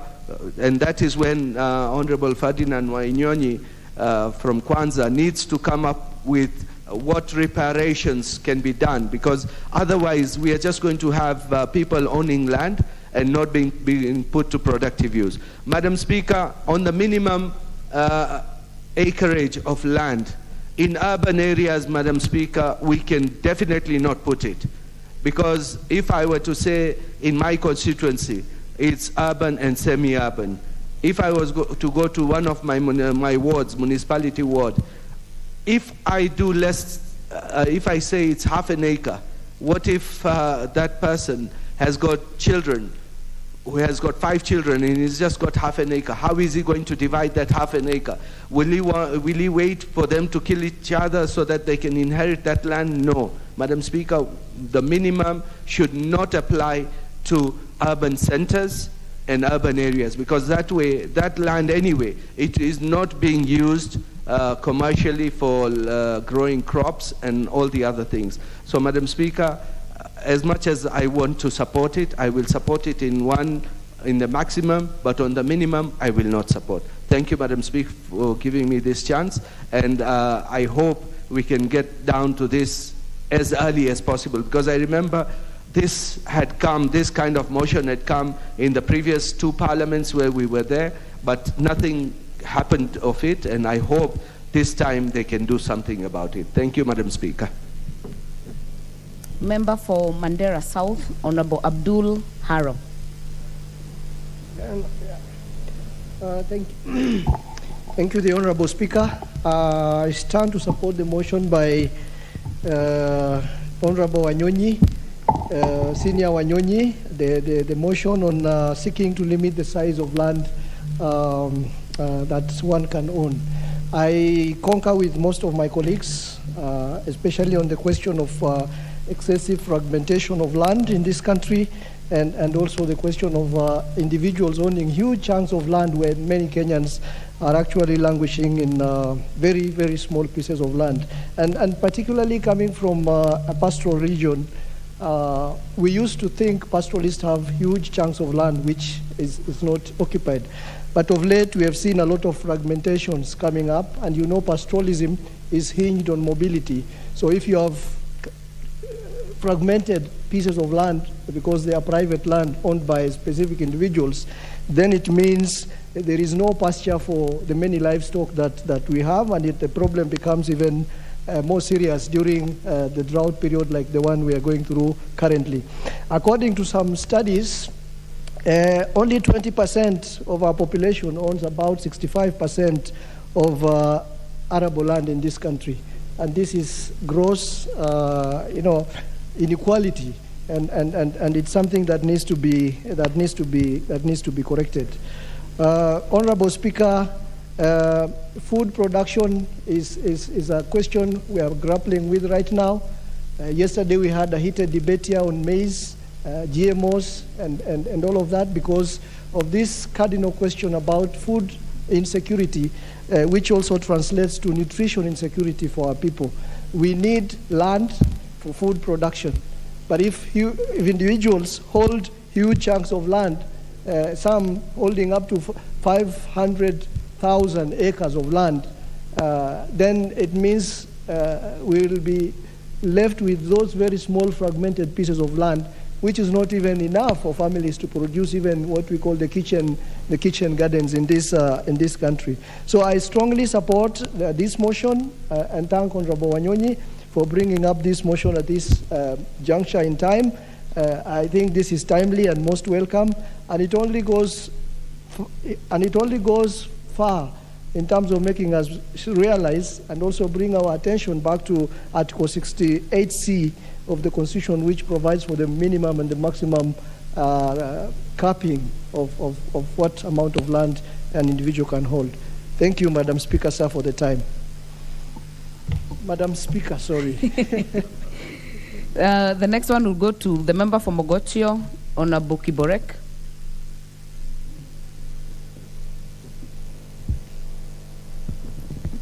Thank you, Madam Speaker. I also stand to support the motion by Honorable Ferdinand Wanyonyi. Madam Speaker, land is a very emotive issue. As it may, we also need to talk about it. It's a discussion that we should have and we should continue having because land is a factor of production. Madam Speaker, the continuous subdivision of lands in rural agricultural land is a big challenge which has been commercialized by business people looking for margin. Madam Speaker, someone buys 100 acres land, agricultural land, and because he might not get the buyer of that 100 acres land, he subdivides the land into maybe a small plots of 50 by 100 and invite many buyers to come and buy the land. The land ends up losing its original purpose, which was an agricultural land. It's become a semi-commercial land without a urban setup because a rural place. So we end up losing agricultural lands in places which were historically known for being the breadbasket of this country, such as the Njoro, Ngata, Wasingishu, Trans Nzoia, and other places, Madam Speaker, which were meant to feed this country, but it ended up being subdivided into small plots which cannot grow maize or grow even wheat or any other cash crop which can feed this country or even can be exported. So in terms of minimum, we should set up the minimum land. We should enforce the law of the minimum subdivision of land in rural areas so that it doesn't waste the land which was meant to go to agriculture. On the maximum, I agree that we should have laws governing the maximum land. So long as someone is utilizing the land, it can be allowed, he or she can be allowed to use the land as he is for the intended purposes. But the problem is that when someone has a big chunk of land and is not being utilized, it ends up not being of any good help to the country or to the person who is owning the land. So in my view, we should tax the land. If someone is not using the land, it should be taxed so that it's become expensive for that person to keep the land and without utilizing the land. So for urban areas, as Honorable Dawood has said, subdivision of land in urban areas should be allowed because it enhances the growth of that urban area, so long as it is done according to the physical plan of that urban area. But for rural areas, I stand to support the motion by Honorable Ferdinand Waititu. Thank you. Wanyonyi, Ferdinand Wanyonyi. Sorry, Madam Speaker. Definitely the Honorable Waititu is not in this house, but you have corrected yourself. Honorable members, we move to the Honorable Julius Meli, member for Tinderet. Yes. Thank you, Madam Speaker. Madam Speaker, I want first of all to commend Honorable Wanyonyi for bringing up this motion. And Honorable Madam Speaker, this House has dealt with such motions, I think, in the last two parliaments. Madam Speaker, I also want to bring to the attention of the House that at the end of this motion, it will be proper that we develop laws and regulations that will actually put into action the resolutions of the House. Madam Speaker, I want to bring to the attention of the House that there was a time the Ministry of Lands had a soil sampling or soil sample bank. We also took what we call the land bank. We also had so many issues concerning land. But one of the biggest problems facing this country is actually failure to implement the land laws. We have enough laws in this country that can actually make or have a proper use of our land. You'll realize that some of the best agricultural lands in the country, For example, in Nandi, in Wazingishu, in Trans Nzoia, even in Nakuru, at one time, this country was exporting wheat. Even in Narok and many other parts of this country have been subdivided into plots. If you overfly some of these counties, what we used to call the breadbasket counties, you'll realize that they have subdivided into plots of 1 acre, or even a quarter, or even half an acre, which are actually uneconomical. It is my considered opinion, Madam Speaker, that the Committee on Lands and the Ministry of Lands, in consultation with the Ministry of Agriculture, should sit down and actually give a very, very detailed plan on how we can actually consolidate and make use of very productive farms. As some members have just put it, there are certain individuals who own large tracts of land, but they do not have economic use. I do remember one time, some members in the European wanted to join the European Union, certain members of Eastern Europe. And before they joined, they were actually supposed to meet certain conditionalities set by the European Union. And one of it was consolidate their farms, also reduce the number of farmers, and make sure that everyone who calls himself a farmer is productive. It is in this country where, because people reside in the rural areas, you'll realize that just because they have their abode there, they have their house, they have whatever in that particular place, they will call themselves farmers. Yet in the real sense, most of them buy unga, or they buy milk, they buy vegetable, and yet they have a large tract of land. So it is good that we sit down and have clear regulations for those who want to live in the villages and have productive use of land, and for those who can actually live in the centers and towns and actually buy the food which is actually gotten cheaply from very progressive farmers. Madam Speaker, you'll realize that if you go to certain areas, such as Wazingishu, it is known to be a very productive area for maize, for wheat, and milk. But because of poor land use and poor land tenure system, you can get somebody in the middle of a very productive land selling a quarter of an acre, selling half an acre. Yet the municipality has boundaries, has been delineated. And this is what the county government needs to do. If we don't take action, counties such as Trans Nzoia, Wazingishu, Nakuru, Nandi, and all this will just be large slums, will be completely overrun by individuals or what we call land speculators. Very good counties, such as like Kipia and even other parts, which we can do very good range farming, even Kajiado, even Narok. All these we are going to lose them to land speculators and subdivision of land until it is not manageable. So we really need to come out as a house and guide the nation and guide the country on how we are going to use our farms well. Otherwise, Madam Speaker, this is going to cause a crisis in future where the government will be told they are going to import everything. Like I'm speaking now, we used not to import food from our neighbors, but currently Kenya is now a net market for the region in terms of maize, in terms of beans, in terms of onions, even tomatoes, even potatoes. It is because of this improper use of land. And I think successive governments have tried to solve this issue. But because land is an emotive tissue in this country, everyone else is trying to avoid it.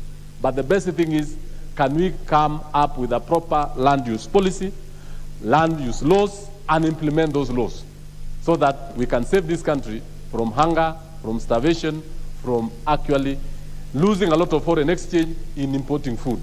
We are now importing eggs from Uganda. We are trying to import maize from Tanzania. We are trying to do many other things, even importing border milk from Russia, and even wheat from more war-torn country such as Ukraine, it is actually time for us to take action. I thank you, Madam Speaker.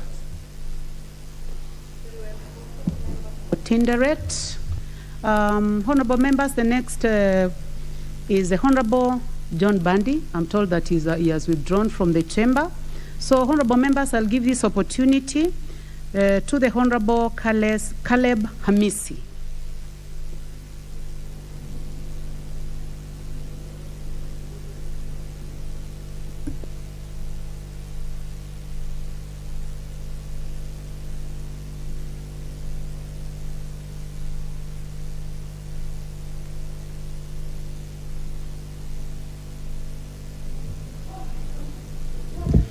Thank you, Madam Speaker, for giving me this opportunity to add my voice, and also congratulate my neighbor, Honorable Ferdinand Wanyonyi, for coming up. Being my neighbor, of course, we face the same challenges of land fragmentation. Trans Nzoia has been known in this country as the bread basket of the Republic of Kenya.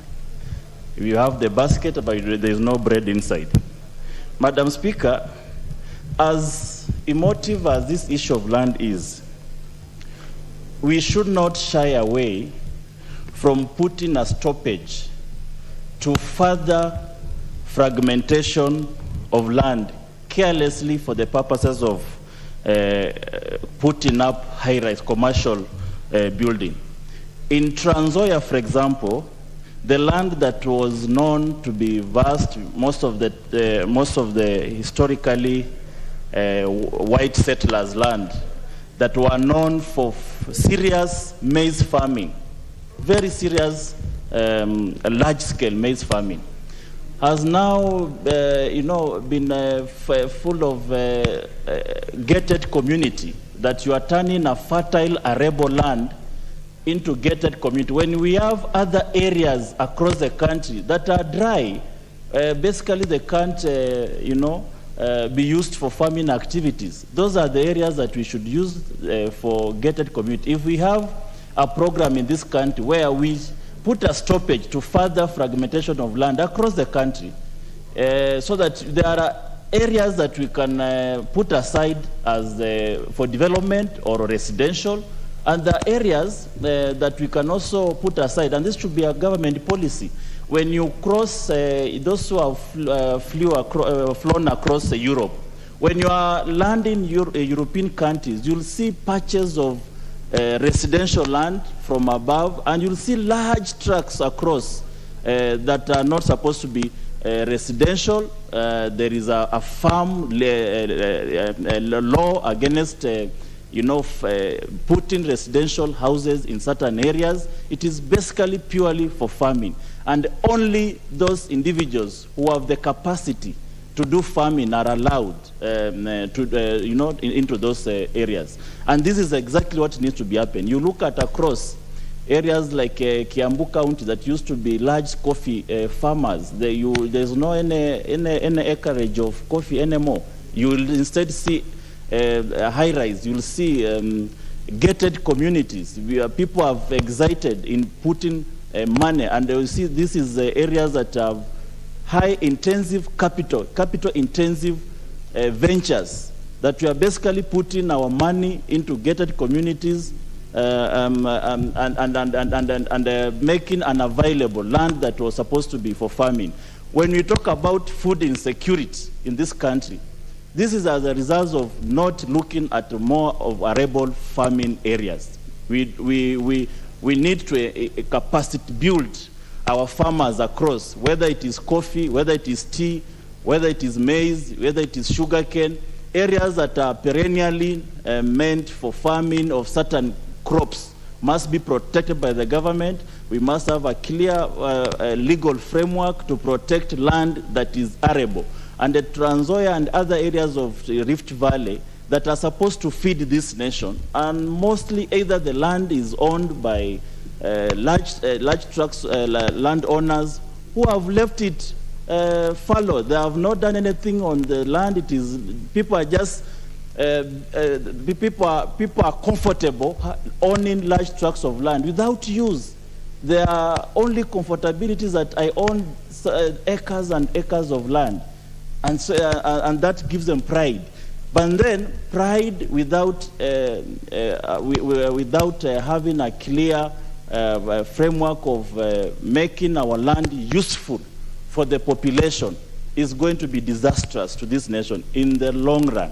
And Madam Speaker, I want to appreciate my neighbor for taking the steps to protect our land, to protect further fragmentation of our large-scale, farming land that is supposed to be used to feed this nation. We could not be talking about food insecurity if we could put more effort in preserving our large-scale farming. That is supposed to be where our country is. Food is a basic need. Land is a factor of production. These are areas we should not joke around. These are areas we should not. The new minister, once I think this should be part of his work. The new minister should come up with large land regulation so that land across countries are protected. Land that is supposed to be used for farming is used purely for farming. They can have a policy around whether it's from the county government, land is devolved, it is a devolved function. We must have a working program between the county government and the national government. You find ministers of lands in the counties. You basically ask them, what do they do? You are a CEC for land. What is your work in the county government? We know the CS for lands and the national CS for lands. His work is cut out. What is the CEC for lands in the county government? What is really his work? These are areas that we need the CECs across. We can have all the CECs across the county. We know this county is meant for farming this particular crop. How well can we guard it? That even if they are owned by individuals, let these individuals be guided by government policy, that you can only do this on this land. You cannot just misuse land because you own it. Some of the ownership of this land historically is a challenge. Some people, land was grabbed, the land was taken, through injustice means, and whichever way they acquired. But eventually, can we have a program of making sure that yes, you got an advantage to own to be a large-scale landowner, but are you using it to help the entire country, not just having land across? Being proud of it, proud of having a large-scale land farmer, but you are not farming. There's no pride across the whole country about just having land idle, nothing, building, selling, fragmenting. In fact, land fragmentation has become a business, that you buy land for prospective land buyers. People are now buying of land as a commercial business venture, where you just buy land, after some time you expect to sell at a higher price. You find the land is now skyrocketing prices. An acre of land in a place like the Kitale, a land that's supposed to be for farming, an acre is going for 20 million. You wonder why? Because people are using it as business. People are using it as commercial. Up to when are we going to fragment our land? So, Madam Speaker, this is a timely motion, and I know after this motion, Mheshimiwa Honorable Wanyonyi should take a step to actualize it through a bill, so that we have a proper legal framework on how to guard our natural resources, our factor of production, and the land being one of them. We must guard our farmers, we must guard our landowners, we must guard what we hold dear as a nation, and we must protect, and we must contribute to food security through preservation of our large-scale land farming. Thank you, Madam Speaker. Thank you. Let's now go to the Honorable Member for Imukuru Dikri, the Honorable Johanna Ngeno. Thank you, Madam Speaker, for this chance also to put my voice on this debate, especially on land. Madam Speaker, all of us know that in Kenya, we have made land a very big issue. so that whenever you're speaking about land or you are addressing an issue that touches on land, it's usually a very emotive matter. So I think the introduction or the proposal by Mheshimiwa Wanyonyi should be looked at diligently, properly, and actually implemented if it is supposed to address the questions that we normally see about land. But most importantly, Madam Speaker, you need to remember that during the 2010 Constitution campaigns, this article was seriously buttressed, and it was one of the most contentious issues at that particular time. And it made more than 4 million people to vote against the 2010 Constitution. Reason being, there was a belief that this Constitution was going to force people to own a certain piece of land. Land beyond 5 acres was declared or was going to be declared as an illegality. So, Madam Speaker, I think the committee concerned on this particular implementation of this part of the Constitution should look into it deeply and do proper public participation so that when it is going to be implemented, it is not going to raise the same emotive issues that did during the 2010 countdown to 2010 Constitution. Madam Speaker, I know the spirit of the Constitution. Actually, the meaning of that article was not meant to prejudice any owner of land, but it was actually meant to give the value to land that was meant to have. Remember, in our country, Madam Speaker, land has several functions in this country, but the most important ones are farming. Most of the people in this country are farmers, including even us. Farming is just part of our lives. Even if you are a teacher, even if you are a lawyer, even if you are an industrialist, you still farm. So, Madam Speaker, one of the major functions of land is farming. But you see, if we subdivide this land, Madam Speaker, into small units, the purpose of farming will not have any meaning, because you cannot farm on a half an acre or a quarter of an acre and expect to get the economical value for that farming, Madam Speaker. So I think the intention of this particular article, Madam Speaker, was to ensure that if we truly want to be farmers in this country, then we need to allow tracts and tracts of land, or we remove certain tracts of land for farming. Madam Speaker, the other purpose of land or the function of land is speculation. Just the immediate member who were debating on this matter, Madam Speaker, claimed that our land has been used for speculation wrongly. Madam Speaker, I think it is part of business. Land is also used as an economic value. So people use it for speculations. If they want to make money, it is part of investment. So, Madam Speaker, the fact that the speculations or the cost of land is rising and rising and rising, Madam Speaker, is not a bad thing after all. It is also one way of an economic value to the land. Madam Speaker, land is also used for investments.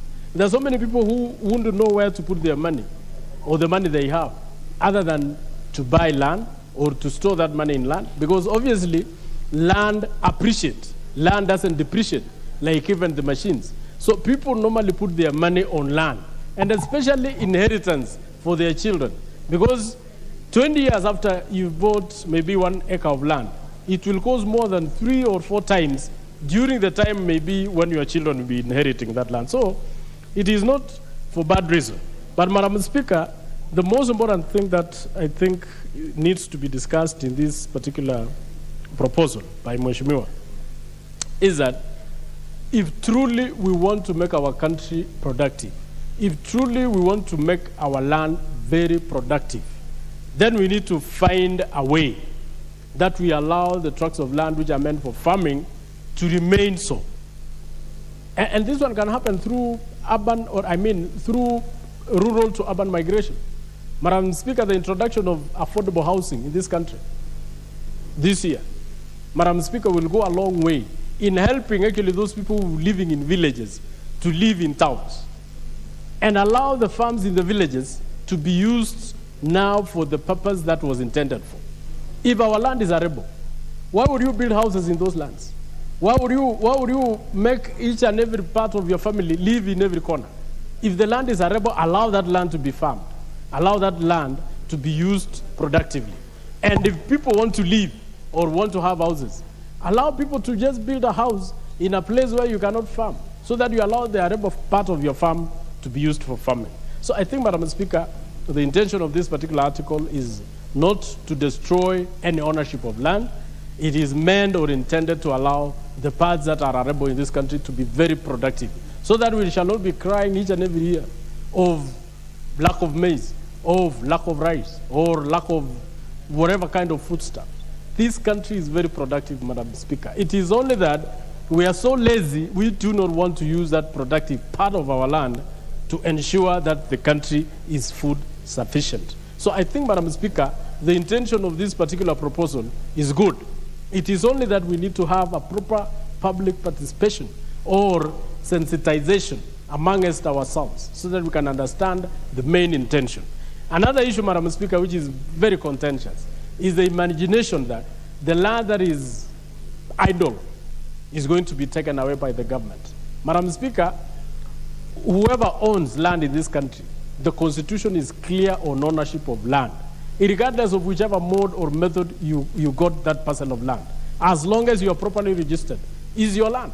If the government wants to acquire it, if the governments want to have it for any use, you cannot acquire it by force. You just buy it or you compensate the owner of the land. So, Madam Speaker, the question where people are claiming that most of the tracts of land will be taken away by the government is not true, Madam Speaker. But I think there are so many idle land, and there is what we call absentee landlords, and this one must be addressed properly, because right now there are so many people who are landless. There are so many people who have nowhere to farm, Madam Speaker. There are so many areas where the government needs to farm. We just saw in the previous governments where the government, leased land in Gulalu and Gulana and put billions of money to irrigate, but they never made they never made that profit that was meant to have. They never provided food for the country. It went just like that. So, Madam Speaker, instead the government should look into those idle lands, negotiate with the owners, farm there, irrigate that land, produce food for this particular country. Madam Speaker, I think there is nowhere in this country where any idle land shall be taken away from anybody, unless it is an idle land, which I don't think there is an idle land in this country. All land in this country belongs to at least a person or the government, whether national or county government, and the forest. So, Madam Speaker, I wish to support by saying we only need to look at it diligently and find a way of ensuring that the farms or the land that we own become useful to the country. Remember, just the other day, the Deputy President told us that Russia or Ukraine is going to be giving this country certain food stuff. Madam Speaker, the reason why Ukraine or even Russia, even at this particular moment when there is real war in those countries, why they still have even sufficient food to give to other countries is because 3/4 of their land is arable and they use it for farming, not for living. People live in towns in those countries. The rest of the country is purely for farming, wheat, barley, and many other stuff. That is why they can afford, even during war, to supply us with food, as we have no war, as we have never had any war within ourselves. But our people are hungry. They are sleeping hungry. Why? Because we do not utilize the land that we have. I support this, Madam Speaker. Thank you very much, Honorable Johanna Ngeno. The Honorable Julius Ruto, member for Keses constituency. Thank you so much, Madam Speaker. And I rise also on this point to support the motion on the land policy direction that the motion is seeking to address. First of all, as the earlier members who have contributed have alluded, land is an emotive issue. And it all goes because of the nature of our economical arrangement we have. In Kenya, we have a mixed economy, both capital and social.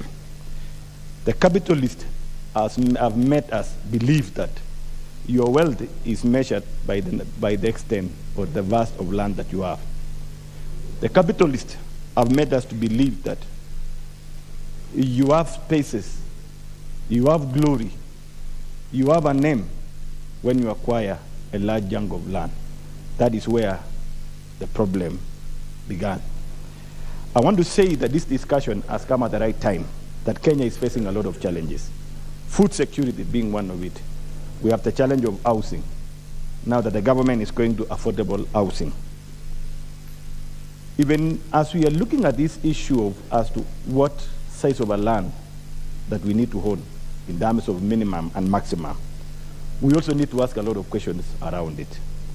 And the biggest questions that we need to ask, even those existing lands, that the troubles our families are going through because of succession challenges, inheritance issue, cultural issues. It is, in my opinion, that the government need to take the lead on this, and we need a multi-agency approach on these issues. We need the right advice to our families, those who are fighting in courts. We have lands which have not been titled because of way back cases. I have one in cases continually called cases Kelji. After the Musungu went, the shareholders who came in, some of them came in deceit of others that their land is there. They have gone to court, court after court. It's now almost 60 years, and that matter has not been addressed. So my approach is, as we are looking at this, we need a serious land policy to be able to articulate the matters of land. If it is litigation issues, we also need to see how court can come in and give us alternative way of land disputes to be addressed so that we speeden the cases of land. And then we get back to our original glory, where Kenya, we were self-sustained in terms of food production. On land fragmentation, it's a reality. Right now, we see everywhere you move. I was traveling the other day to Nyanyuki. Between Nyeri and Nyanyuki, there is serious advertisement and marketing of the land ought to have been there for production being fragmented for settlement. And then we need to ask ourselves, how much does it profit to own a land of, say, 5 acres, 2 acres? Just put your own house there. You are staying in Nairobi. Only what you go there, you go only on holiday.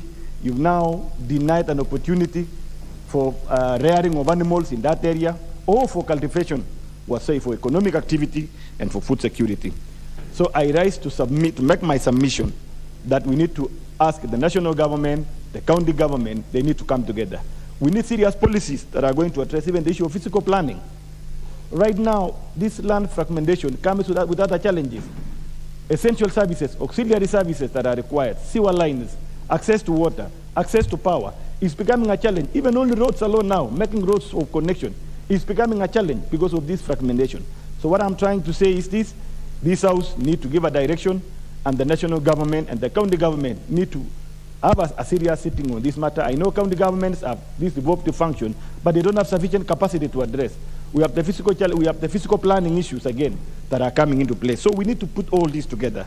Finally, is to support this motion by Ferdinand Wairidu that we need to come up with a legislation support that we have to address at which point that we need to allow fragmentation of the land for settlement, at which area we need to reserve the little that space that we still have, because we have to eat to live. These small Kenyans that are the small generation that is coming up now need food to exist for years to come. If we don't project this one, now the government is struggling in feeding the current generation, and we are not foreseeing the future challenges that is going to come in. Kenya will not be sustained by imports. Kenya have to have a discussion on a way of supporting its population by producing food locally. And one of the issues to address is the land mass that we have in place. Finally, the other day the president talked about taxing of wealth. We are now facing with a lot of challenges of raising our revenues. And one area now on wealth matters is on the issue of land. We also need to have a discussion, a policy on now this idle land. The landowner who sits in Nairobi and 500,000 acres back there in the village, we need to awaken this person by telling him, look at this. If this land cannot be utilized for production, the government generates revenue, then let this land attract some annual taxes on this so that you choose either to lease it out to a potential investor either to deal it yourself or pay the government. And the government raises revenues to be able to meet its obligation. So this discussion needs to be looked at it seriously. We need to be able to protect, let us zone areas so that we don't open up available spaces now for settlement, for fragmentation of the land. Let us zone it to some area. Even it makes easier for the government to provide the service, the said services, water and the sewerage, and even health services. Because sometimes you go to a place, you get some settlement in a radius of around 5 kilometers. When you want to put an hospital, it becomes a challenge for this population to access health services. So let us concentrate settlement in one area, let us leave the other area for production. So, Madam Speaker, I rise to support this motion, but I say, again, I want to say we need to have enormous public participation. What kills such good approach is when the agencies doesn't give an opportunity to members of public to be able to vent their opinion. Let us allow members of public to make their contribution. Let us bring it down. Let us discuss it. In the long run, when they understand, they would support the government. But if we approach it from top down, I want to tell you, it will be a problem. Nobody is willing to let go of the land. We also need to sensitize public on the issues of succession, because that's where the problem is. We don't want to have these families day in, day out, get the femicides taking place, children killing their parents, parents killing their children because of the issue of land. And in the long run, you look at it, it's a problem. The issue of support to families, that is also one of the triggering factor. We are poor, and the only hazard we have is land. You want to take your children to school. You want to pay for health service, health care, cancer that is ravaging the country seriously in our area. The only available money is the land. So you sell not because you wanted to sell, but you sell to address the challenge that is facing you. So as we are looking at this, also the government should also think outside the box and say, what are we going to do to protect this? Let us provide alternative way of supporting the needs of the households. Thank you so much for this opportunity. And I want to congratulate my neighbor, Ferdinand Mheshimiwa. You came up with the right motion. We need to put it. And Honorable Mbadi said, we need to look at it to execution. Thank you so much. Thank you very much, Honorable Member for Keses. Honorable members in the public gallery, we have Mbine High School from Kilome constituency, Kilome County. On my own behalf and that of the National Assembly, I would like to welcome them to the National Assembly. Honorable members, the next will be the Honorable Clive Gisairo, member for Kitutu Masaba. Thank you, Honorable Speaker.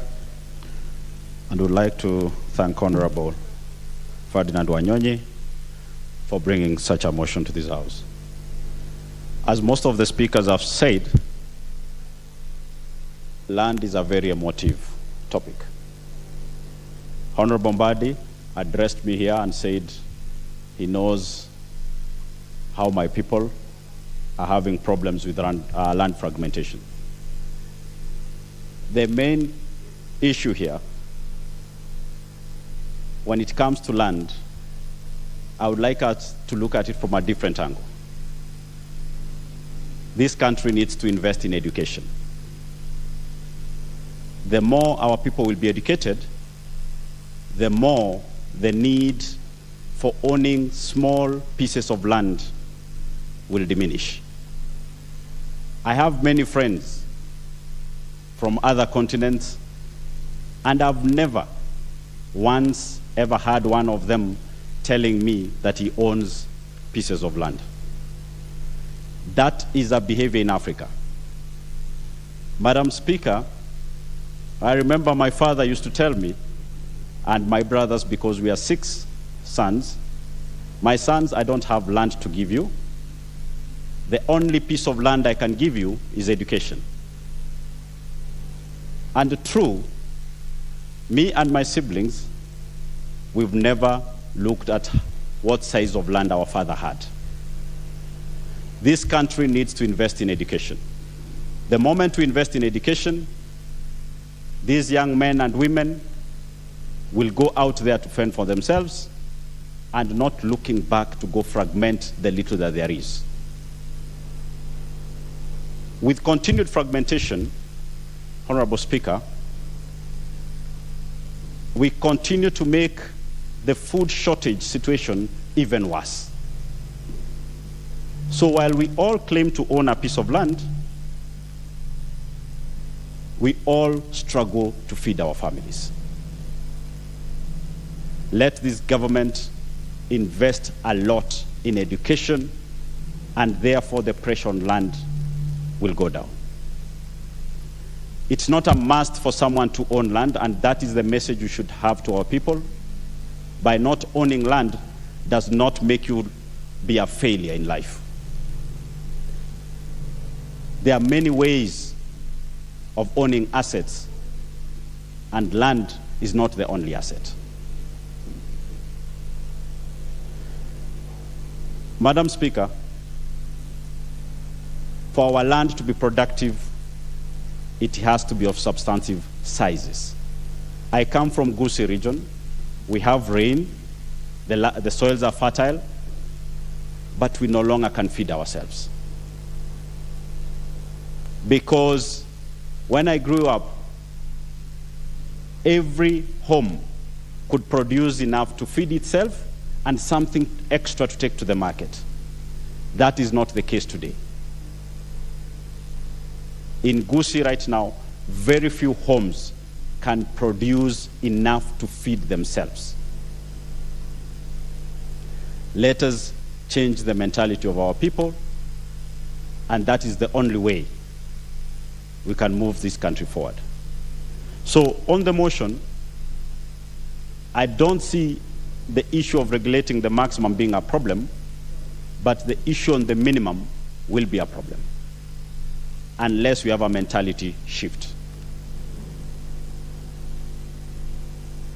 Another thing, I really was very proud to be a Kenyan in the last election.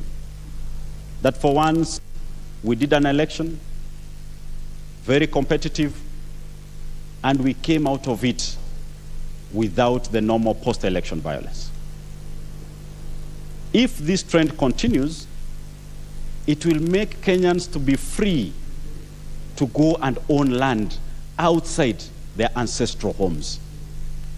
And this will also help in reducing the pressure on land. So we as politicians and political leaders and the government need to ensure that the trend that we saw in the last election continues.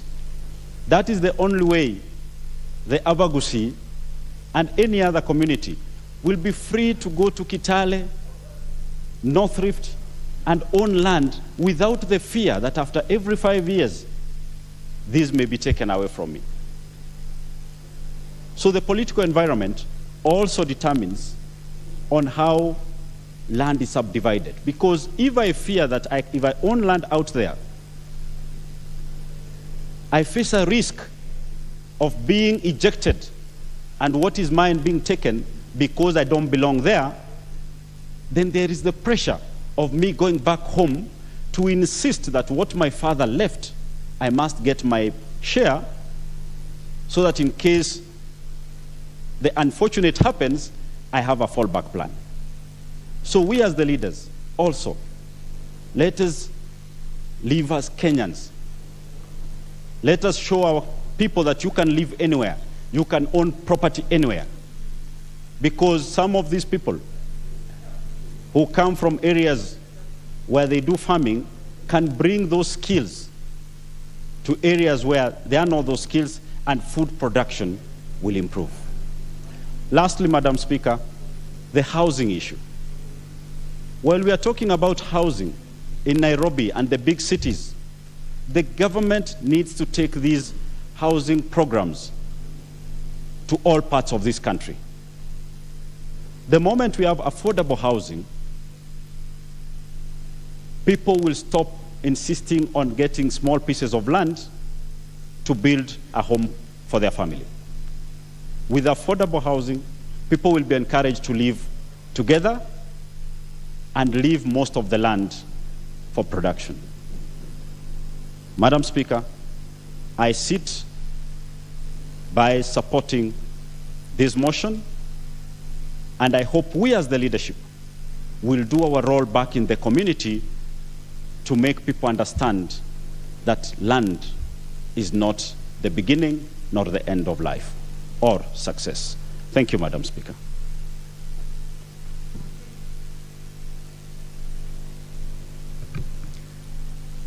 The Honorable Mary Emase, member for Teso South constituency.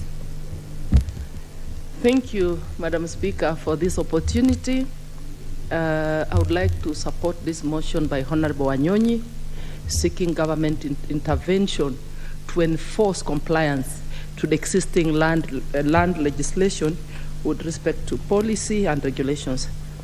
Madam Speaker, I want to start my contribution by giving an illustration.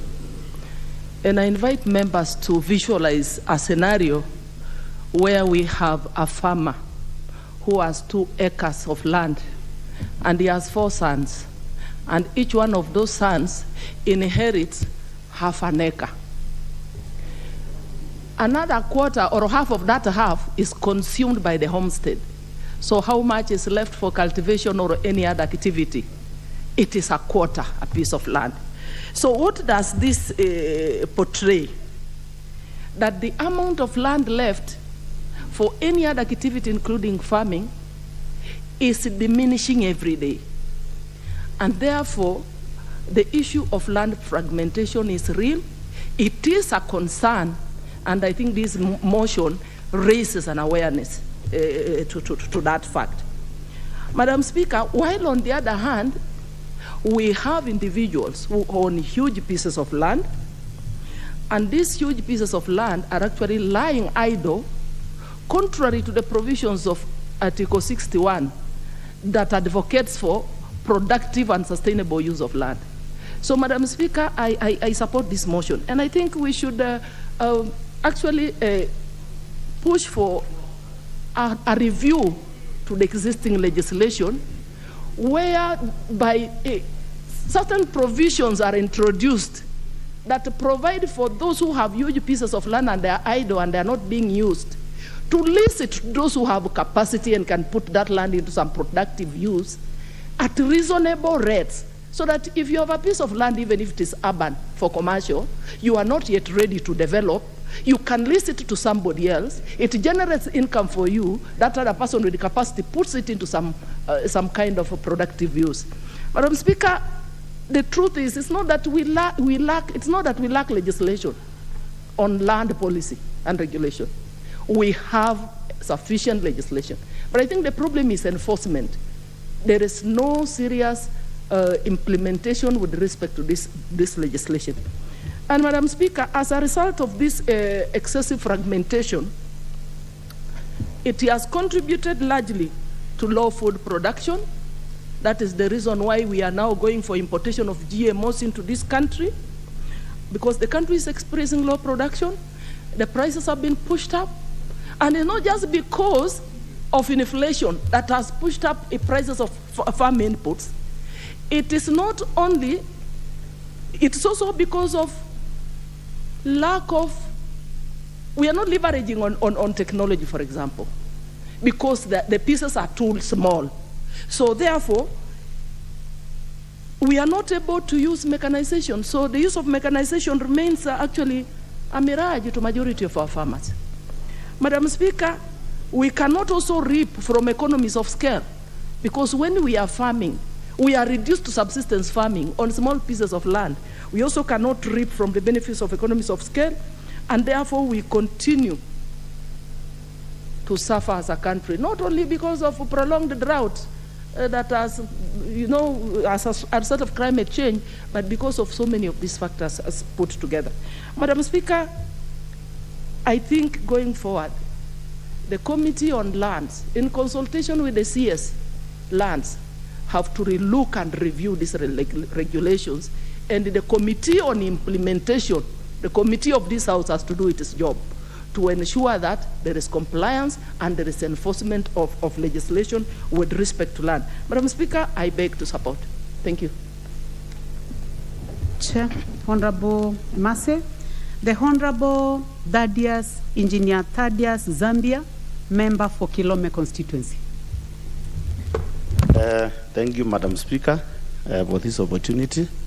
And before I contribute on this motion, Let me appreciate my students from my constituency, that is Bean High School, which is the next school from my homestead, so they should feel welcomed. Madam Speaker, I will be very brief, contribute on this motion, and let me first appreciate Honorable Wanyonyi for coming up with this very important motion, especially now when we are talking about the food insecurity in this country, which is as a result of our land and availability. The issue of land is a very sensitive and emotive matter, especially in our country. First of all, Madam Speaker, there is a need, up to now from 1963, we should not be talking about areas and the land which has no title deeds. We have over 60 years since we got independent almost, and the first thing, the primary thing is that we should have title deeds. Whether you have a quarter an acre, you have thousands of acres, that is the first initiative the government should employ, to have title deeds for the ownership of land in this country. Madam Speaker, I have a concern. Right now, we are talking about food insecurity in this country. When I know we have a lot of large tracts of land owned by individuals. I think we should have a regulation where even the government can approach the owners of large tracts of land, invest in that land in terms of irrigation, produce enough food for this country, and right now it's not to be talking about the GMO importation of food, which has been the center of discussion in this floor of the House. Madam Speaker, the issue of land, and I'll give an example. From here, we have the Konza Techno City. When the government is talking about investing in affordable housing, in Konza Techno City, that is a city which is within my constituency. We have 5,000 acres of land which has been bought by the government. And as we speak now, we have the data center. The Kenyan data center is within that Konza Techno City. A lot of infrastructural development has been done. So what I'm saying is that let the government open up its eyes, because from here to Konza Techno City is almost like 30 minutes drive. Let the government open the eyes and stop engaging in expensive land within the city, and just come to my constituency where we have the Konza Techno City. We can provide over 1,000 acres. We invest in housing, affordable housing. Madam Speaker, this is part of the issues the motion is all about, to have some regulations. And in this juncture, because now I've been able to be in the Lands Committee, Madam Speaker, where where you served for 5 years, I think some of these issues of land will be a priority, especially on my side, so that we can manage to have proper regulations of the land. Madam Speaker, so that I can allow other members to contribute on this motion, just to, my closing remarks is that basically the issues of land worldwide are so, they have not been, it has not been well regulated, and I urge the Kenyan government, first of all, to make sure that in the next like 2-3 years, we have title deeds for every land, whether it is government land, whether it is individual land, so that when we talk of investment in these lands, we have no dispute. Thank you, Madam Speaker, for the opportunity. I allow other members to have the time to contribute. No.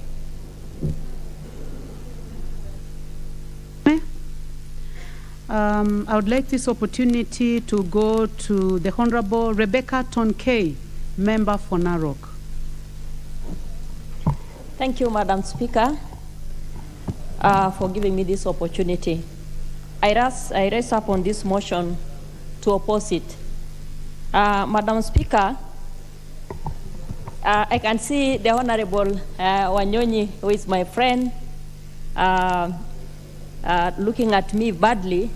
But Madam Speaker, I come from a community where we own chunks of land, and this land is not idle, Madam Speaker. Madam Speaker, if I sit in this house and allow this law to pass, Madam Speaker, I'll not be doing the right thing as a representative of the people of Narok County, and generally the pastoralists who have many acres of land. Madam Speaker, the issue of fragmentation is okay. I agree with that part, but when it comes to land use and limitation of land, Madam Speaker, this is not fair to the people who have land. There is no idle land in Kenya, Madam Speaker. Every owner of a land has a land, and rightfully that land belongs to people of that particular place. Madam Speaker, we have group ranches in Narok, we have group ranches in Samburu, and we have group ranches even in Kajiado. And this land is community land, and it's not idle. When you look at many acres, Madam Speaker, that, for example, I have, those acres belong to my animals, and my animals will graze there. Some land I live there. Some land are used for other purposes like farming. And therefore, Madam Speaker, when we come to such a piece of legislation which will oppress other people, then I think, Madam Speaker, it will not be fair to the pastoralist communities. Madam Speaker, if we want to deal with the issues of fragmentation, I agree with the honorable member who said that, Madam Speaker, let us educate our people. And in that case, for those people who are unfortunate, who come from places where there are no plenty land or acres, then can we build maybe story buildings so that we can have our people live there, but don't go to the extent of limiting people on the land, on the acreage they own. Madam Speaker, I oppose this motion and I do not support it. Thank you. Very well, member for Narok. This is a house of debate, and you have the freedom to debate the way that you want to. So next time when anyone looks at you badly, as you had indicated, do not worry about non-verbal communication. Here we only consider what is verbal.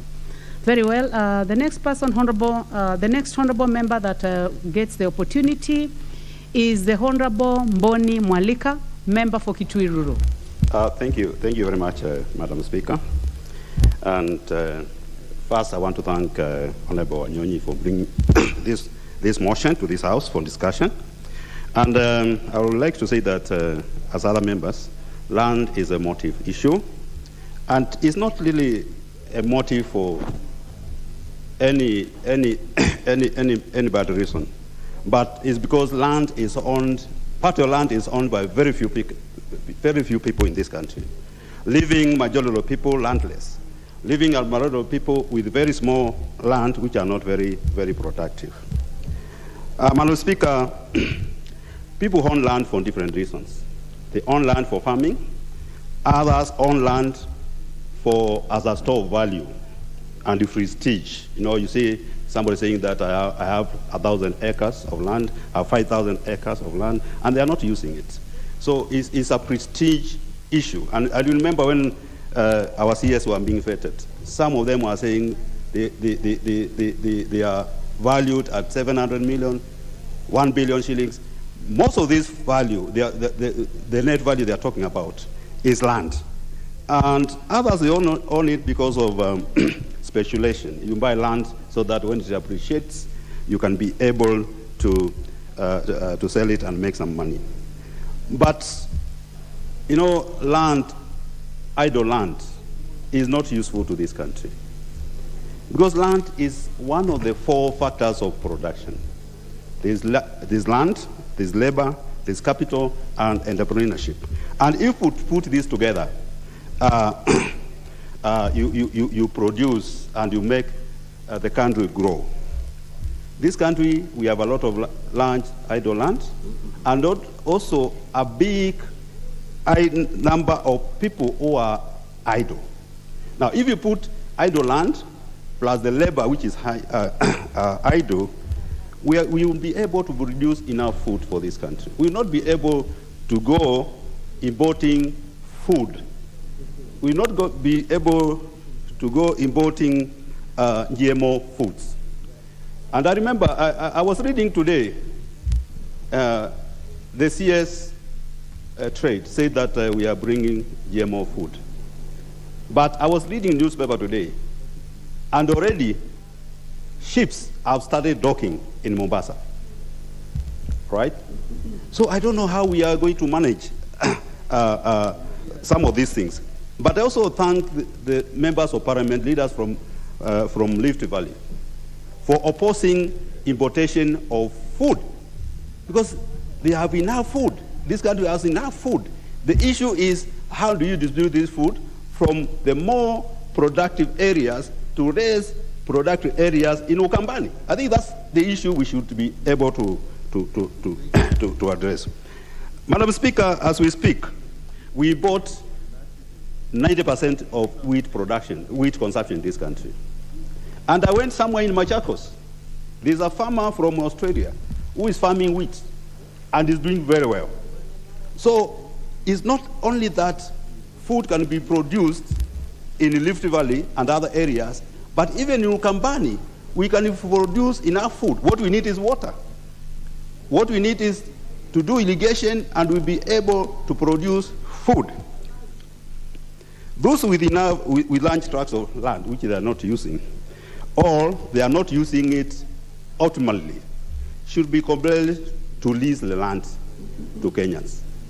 Actually, me, I'm not for the idea of imposing rates, land rates to them, but they should be compelled to lease land to the people who want to use it for production. Because even if you impose rates, we get that money, but how is that money going to help this country? But if you lease the land to people who can able to farm it, we are going to have food, we are going to have people engaged, people are going to earn income, the economy will grow. I remember, I don't know, Honorable Wanyonyi, how you wanted the maximum land ownership or minimum, but I remember Rwanda, they came up with the idea of having 25 acres of land, maximum for each person. Maybe Honorable Wanyonyi should check that, if it works or not, because the problem is not the small people. The problem is the big people, like you and me, who owns a lot of land in that country. Unfortunately, me, I don't believe in land I don't use. In developed countries, the land use policy is very clear, that they have zoned their areas. There are areas where they use for settlement. You go somewhere, you find this is for settlement. The rest of the land is farming. You go to South Africa, look, when you're in the air, look at South Africa, the large farms, they are producing a lot of food. A lot of food. Actually, South Africa can feed Sub-Saharan Africa, because they are not dividing their land for settlement. They unzoned their areas. There are areas for settlement. There are areas for farming, and they have mechanized their land, their farming, so that at least when you mechanize, you get big returns for the farm and for the investment. With those few remarks, Madam Speaker, I think we need to, not that we lack policies, we lack legislation, but the implementation and the enforcement in this country is the problem. So with those few remarks, Madam Speaker, I support. Thank you very much. Thank you. Honorable members, the next opportunity goes to the Honorable Florence Jamatia, member for Baringo County. The Honorable Jamatia seems to have withdrawn from the chamber. So, honorable members, the next opportunity goes to the Honorable Agnes Pereio, Member for Narok North.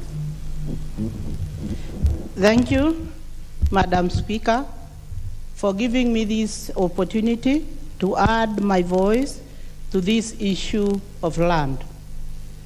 And I want first to start by saying that we need to look at land because land is a sensitive issue.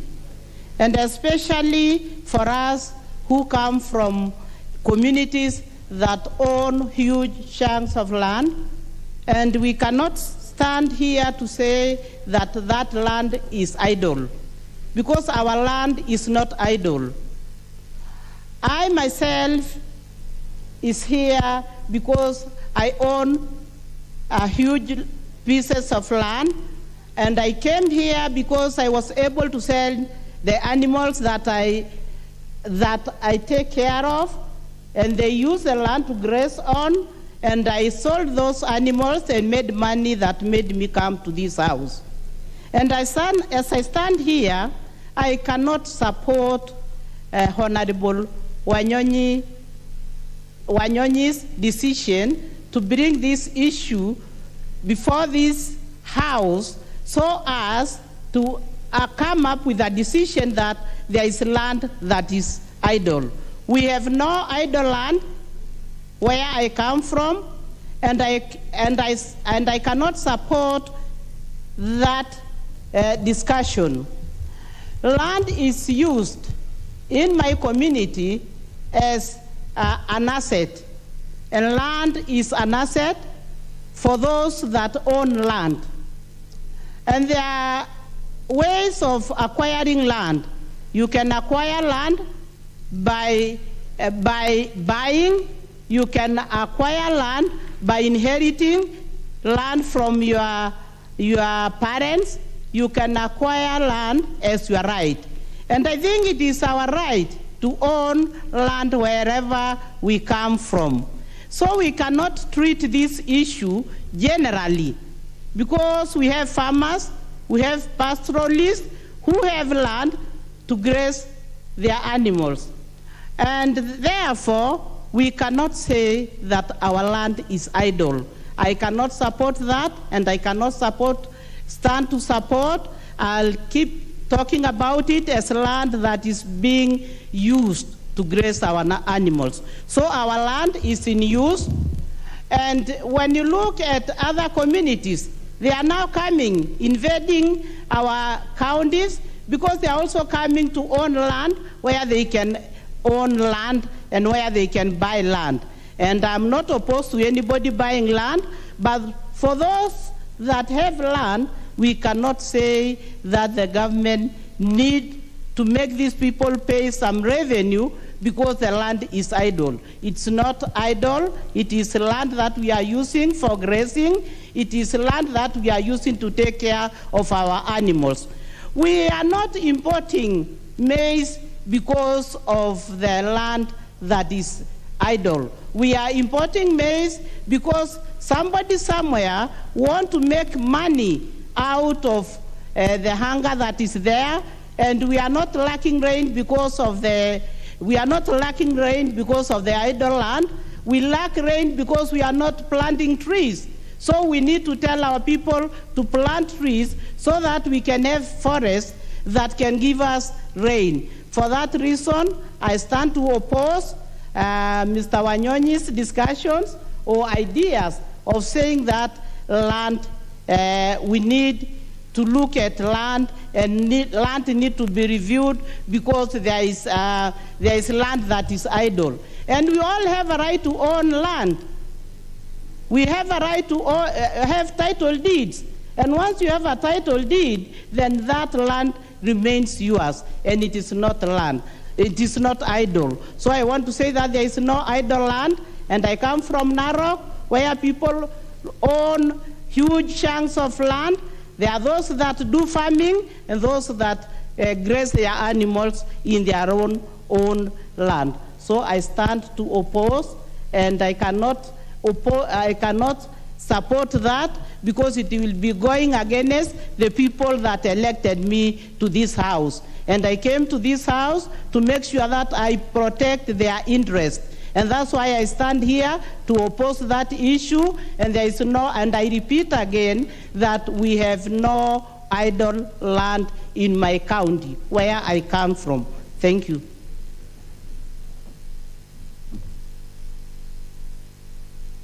The Honorable Parashina Sakimba, member for Kajiado South. Thank you, Madam Speaker, for giving me this opportunity to contribute on this motion about the issue of minimum and maximum land holdings by Honorable Ferdinand Wanyonyi. Madam Speaker, my comments or my view is that let us focus on protecting the pastoralist land, rangeland, and community land. The view that the pastoralist land is taken to be idle or land which is or wasteland should not in any way affect the life of a pastoralist. To my view, there is no idle land. And the framing of this motion squarely targeting the pastoralist community in the way there's a proposal on the reducing of land by bringing the issue of minimum and maximum. We should be looking on the usage. My community, or the pastoralist community, yes, they do have big size of land, and they use the land purposely for farming and cattle rearing. And most of the time, because of the climate change, we do the agroecological zoning, whereby we start from point 1, you come to the middle of the land, up to the end of the land, because of the purpose of grazing. The proposal should consider the production system of the land. It's not only saying the land because we are doing farming or building of houses or other businesses is taken to be not idle. But when you are doing the cattle rearing, then the land is taken as idle land. Our system of production and the draft of this motion should visit our area and understand how these communities uses their land. We are coming, now we are in the process from Kajiado, where we are converting our land.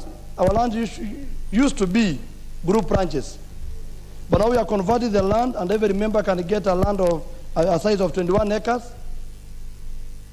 So by the time people are seeing, maybe if you drive along the road, you see the land there, let me tell them that the land is not idle. Very soon, every member from Kajiado South will be having a right of ownership and will be having a title deed. And the story of maybe seeing our lands as an idle land maybe will come to a rest. I also need to remind the proposer on the issue to look at, issue to do with wildlife conservation, forest area, and large agricultural farmlands. Sometimes you find out we have done what is called conservancy. We have created corridors, and these corridors and the conservancies are there to help in conjunction with the wildlife, that is the parks and game reserve, try to help the wildlife. So if you see that we have created a corridor, a buffer, or a conservancy, it should not be considered as idle or wasteland. It is taking care of our wildlife. The other issue we do have the forest areas. And I know because you come from those sides, along the Chulu Hills. The land along there is forest land.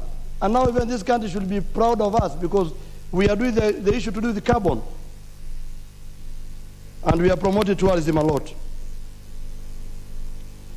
Maybe what you should consider, the issue of minimum and maximum land, the minimum size of the land you can own in the urban and peri-urban areas should be the one to be tabled in this house and be considered.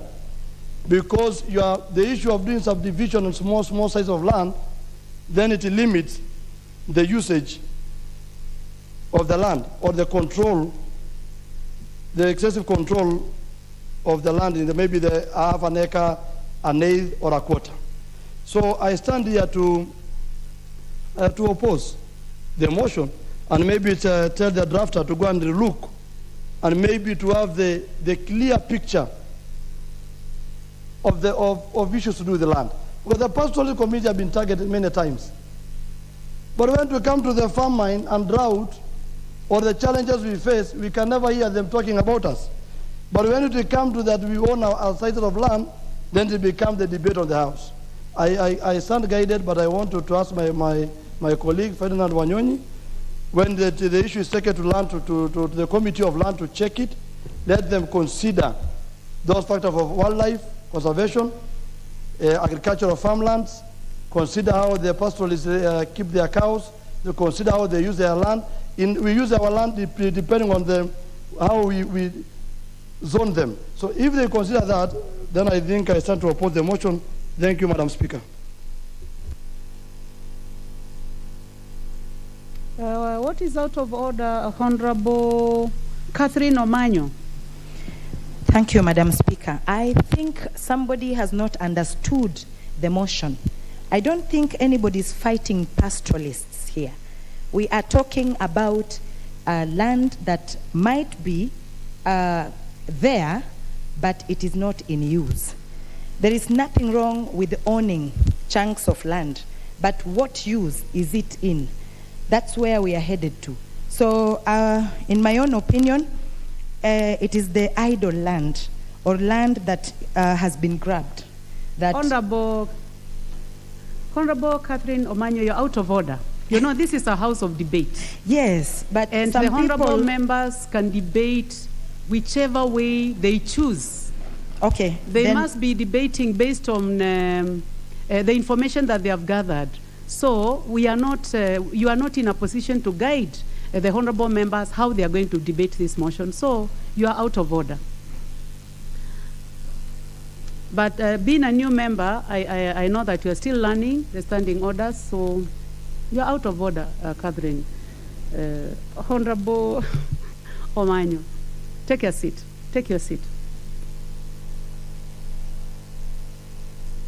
Only 1 minute on this motion, and I would like to give this opportunity to the Honorable Timothy Toretich, member for Marakwet. Take into account that it is 1 minute, Honorable. Now, Madam Speaker, I don't know whether I can proceed or we can, when we resume debate at 2 p.m., I can be able to. But, Madam Speaker, let me contribute so that my time may be saved for the other time, for the remaining time in the afternoon. Madam Speaker, I rise to support this motion, and I thank the Honourable Member, Mheshimiwa Ferdinand Wanyonyi, for bringing this motion. Madam Speaker, Article 68 of the Constitution is couched in mandatory terms. Madam Speaker, it provides very clearly that Parliament shall enact legislation to provide for minimum and maximum acreage. Madam Speaker, when the law uses the term shall, then it means it is mandatory. For that reason, Madam Speaker, I have seen there was a law, there was a bill for this House, that is the Maximum and Minimum Land Holding Acreages Bill, 2015. Madam Speaker, but the same was shut down because of public outcry. Madam Speaker, it is time, in my opinion, to revisit that law because that bill provided a comprehensive legal and institutional framework on matters to do with minimum and maximum acreage.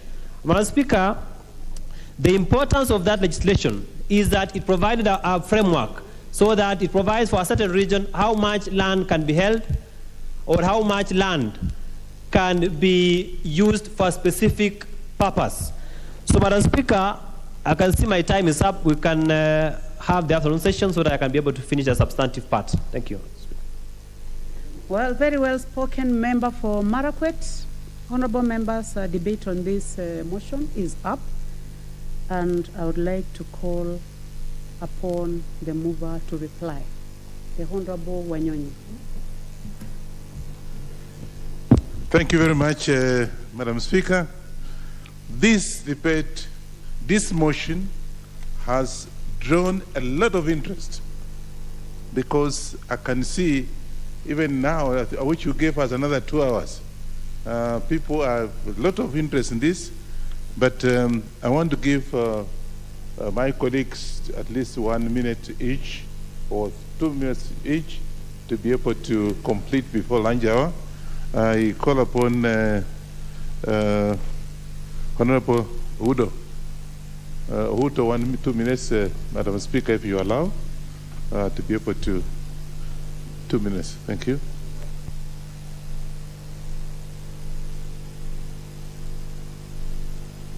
After Udo, I'll have Clement Siayo, Bapo Wino. He has left. Okay. Then we have Kaiti, CNN, Honorable Catherine Omanyo. She there? But you have been told that you're out of order. And of course, Honorable Larry and Edith Nyenje, in that order. Please, if you can take 1 minute each.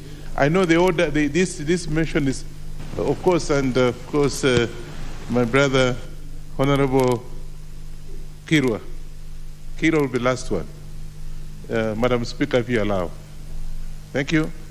Before I make it with my closing remarks.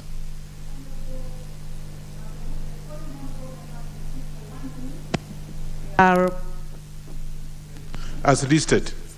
There are 8, so 1 minute each, and you will have 2 minutes to conclude. Let's start with the Honorable Oudo. Hello, Honorable Speaker, thank you for this opportunity. This is an emotive debate, and I wish, as he has said, we could have been allocated more time. But this debate should not lose focus on the principles of land administration, should not lose focus on Article 60, should not lose focus of Article 40 of the Constitution. Honorable Speaker, the drafters of the Constitution place us in a conundrum, both legal, administrative, and professional. I do not know how we will ever get out of this mess. Honorable Speaker, one of the basic principles of highest and best use should hold. The issue of land holding capacity should also hold as we debate this motion. Otherwise, it's a motion that's good enough to bring the matter to the fore for national debate. Thank you.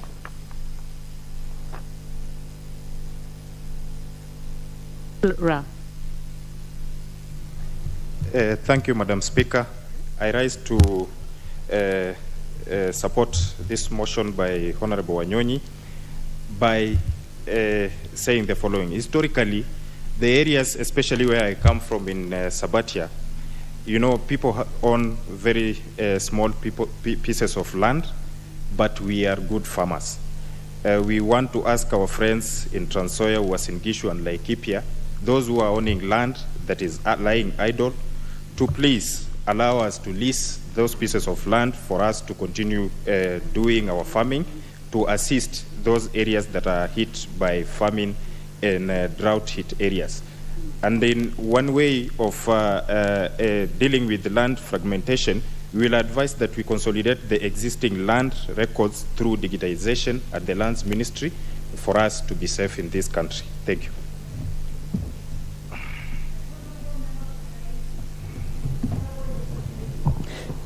Thank you, Madam Speaker.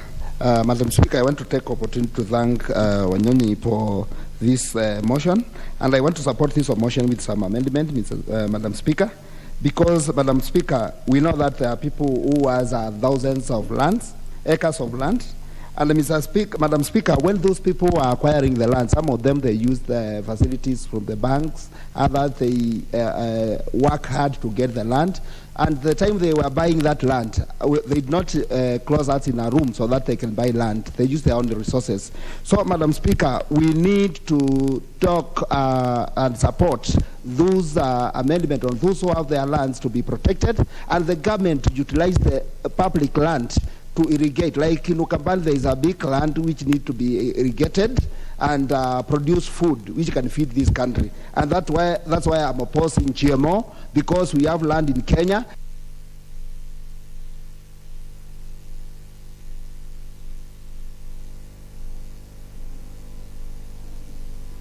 Thank you, Madam Speaker. I support and I want just to give one point where the farmers that are stranded and have land, the government should prioritize them and pay some incentives or something to motivate those who don't put their land in use so it can be in use. And then also it will also reduce the gap of the poor from the rich, so that at least we have either way Kenya having a healthier society if we put any land that is idle in use.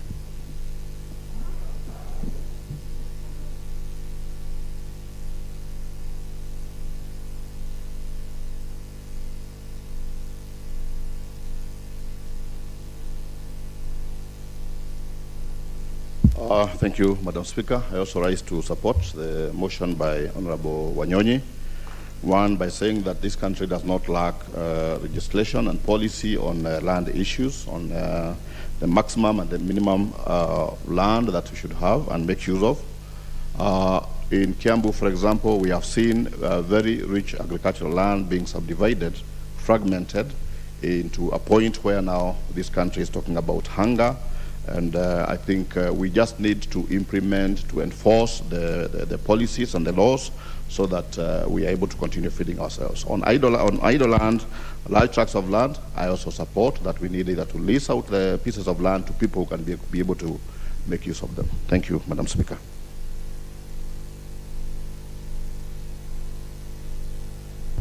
Thank you, Madam Speaker. Let me take this opportunity to thank Wanyonyi. Secondly, I will support this motion with some amendments, Madam Speaker, because we use land as a store of value. And if we are wealthier, or rather we have more wealth than what we have, Madam Speaker, I think you are not supposed to be limited on amount of land you can own. Secondly, the issue of minimum, I don't know how much is recommended, what kind of size of land you can own in a minimum way. So, Madam Speaker, I will support, but with amendments. I am looking forward for the motion going forward to amendments, and we will be able to discuss about it. With those few remarks, I support. The Honorable Abraham Kirua. Thank you, Madam Speaker. I stand to support this motion by my fellow member, Wanyonyi, that for sure we need to enact this regulation that is already there, Article 68(1)(c)(1) of the Constitution. Madam Speaker, there are several people in this country. Of course, we talk of fragmentation of land, that it has truly caused, it is continuing until where somebody owns 0.01% of an hectare, which is not productive. So if we enact, Madam Speaker, laws that will try to make sure that we don't do a lot of fragmentation, it will help us. Two, there are a lot of people who own huge tracts of land and it is not productive. I think we should limit as to how much land can one actually own. Because if 2 or 3 or less than 10 people own a half of the whole nation, it is not productive. So I support this motion that it should be enacted. The Honorable Edith Nyenze is the last one on this. Thank you, Madam Speaker. Let me take this opportunity to support Honorable Wanyonyi, but not on the maximum and minimum capping, but I would say that more study should be done to know exactly how much one should own. But one of them, he has proposed that public universities or public institutions like universities and national schools should not hold onto large chunks of land, but instead of expanding horizontally, they should build their buildings going up. And the land left fallow should be used for food production. This one is very, very important. Then the other one, Madam Speaker, is that I would call the Honorable Wanyonyi to also include protection of the rights of Kenyans. Like in my county, there are some people who have land where there is corn beneath, but speculators go and buy land at a very low price and then sell at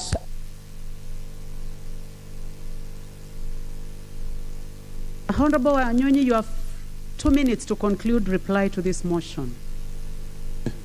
Madam Speaker, thank you very much. 2 minutes may be too little, but I want to take this opportunity to thank all the members who have actually contributed this motion. And I want to assure you that the next move will be for me to be able to get the Minister of Land and the Ministry of Agriculture to come together so that you can be able to have this as a bill move forward. Madam Speaker, I want to make it very clear. We are not talking about pastoralists. Somebody talked about he has a lot of land for pastoralists. We are not talking about that. Those who have, because if you have a pastoralist like I think where is this? I think Maasai area. That land is being used by the livestock. So we are not talking about that. We are talking about people who own land, large tracts of land, and does not use it for anything. He doesn't have the livestock. He doesn't have anything else, but is using that land. Maybe if it's 300 acres, he's only using 50 acres. And therefore, this land that is lying idle, he should be able to lease it or be able to sell it, or for that reason, we, the government, will come up with a motion, with a way of actually taxing that little land. Because today, the population is growing, we are now actually importing food, and yet we have a lot of land. The president said the other day that we are going to import food from Russia, yet they are actually at war. What is happening to our people? So therefore, Madam Speaker, I want to thank members, and moving forward, I'll be able to move to meet the people who are concerned so they can have this as a bill and pass it to be able to protect the Kenyans from actually people who just own land for the sake of it. Others own land to sell to make money, and therefore they don't use land for the purpose of cultivation or for food for this country, and this country needs food. Those are the businessmen, I think, will talk about it, and therefore I want to thank everybody who has taken part to talk about it, and so I reply. Thank you. Point of order. 2 minutes. The Honorable Wilberforce Oundo.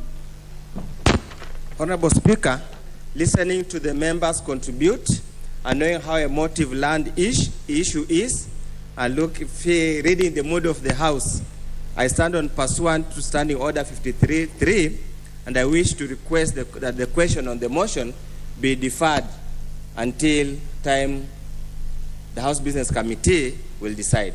Thank you, Honorable Speaker. Thank you very much, Honorable Oundo. I defer putting of the question on this motion. Next order. Leader of Majority.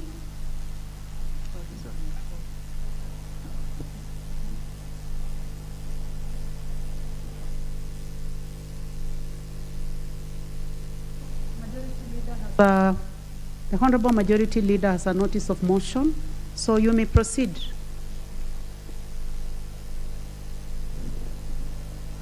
Thank you, Honorable Speaker, for indulgence to give this notice out of time.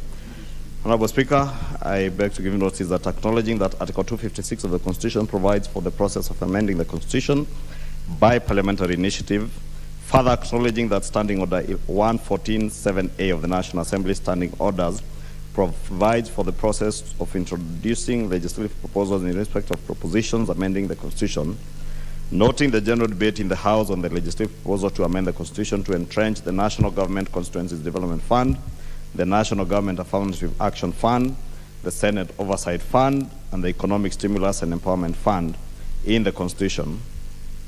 Cognizant of the comments and views of honorable members during general debate on the legislative proposal, recognizing the need for a bicameral approach on the proposal prior to the publication of the relevant bill, acknowledging that the subject matter of the legislative proposal cuts across the mandate of more than one committee of the House.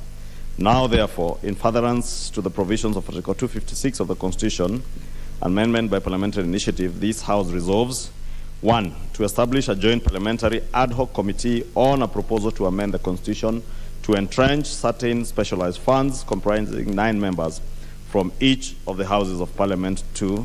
A, facilitate collation of the views from the comments by members of Parliament during the general debate on the proposal, and inviting members with similar or related proposals to make submissions before the committee.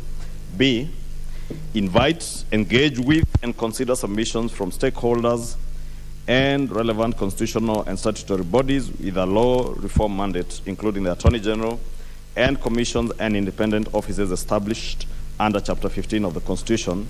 C, in consultation with the sponsors, attempt to develop and recommend a harmonized version of the proposal arising from the submissions received. And D, report to the Houses of Parliament within 90 days to enable the speakers to make a decision and give direction on whether or not the legislative proposal is to be published into a bill or not to be proceeded with. 2, that the offices of the clerks of Houses of Parliament provide secretariat services to the Joint Parliamentary Ad Hoc Committee in accordance with the standing orders. 3, that the following members represent the National Assembly in the Joint Parliamentary Ad Hoc Committee. 1, the Honorable Samuel Kiprono Chepkonga, MP, as a co-chairperson. 2, the Honorable Ekomas Mwengi Mutuse, MP. The Honorable Wakili Edward Mureu, MP. The Honorable Catherine Nanjala Wambilianga, MP. The Honorable John Badi, EGH, MP. Honorable Dr. Otiende Amolo, MP. The Honorable David Mwalika Mboni, MP. The Honorable Kakai Bisau, MP. The Honorable Rebecca Tonkei, MP. The Honorable Robert Gishimu Githinji, MP, who is a co-opted member. And the Honorable Stephen Mule, MP, as co-opted member. 4, to request the Senate to also appoint a similar number of members to represent the Senate in the Joint Parliamentary Ad Hoc Committee. Thank you, Honorable Speaker.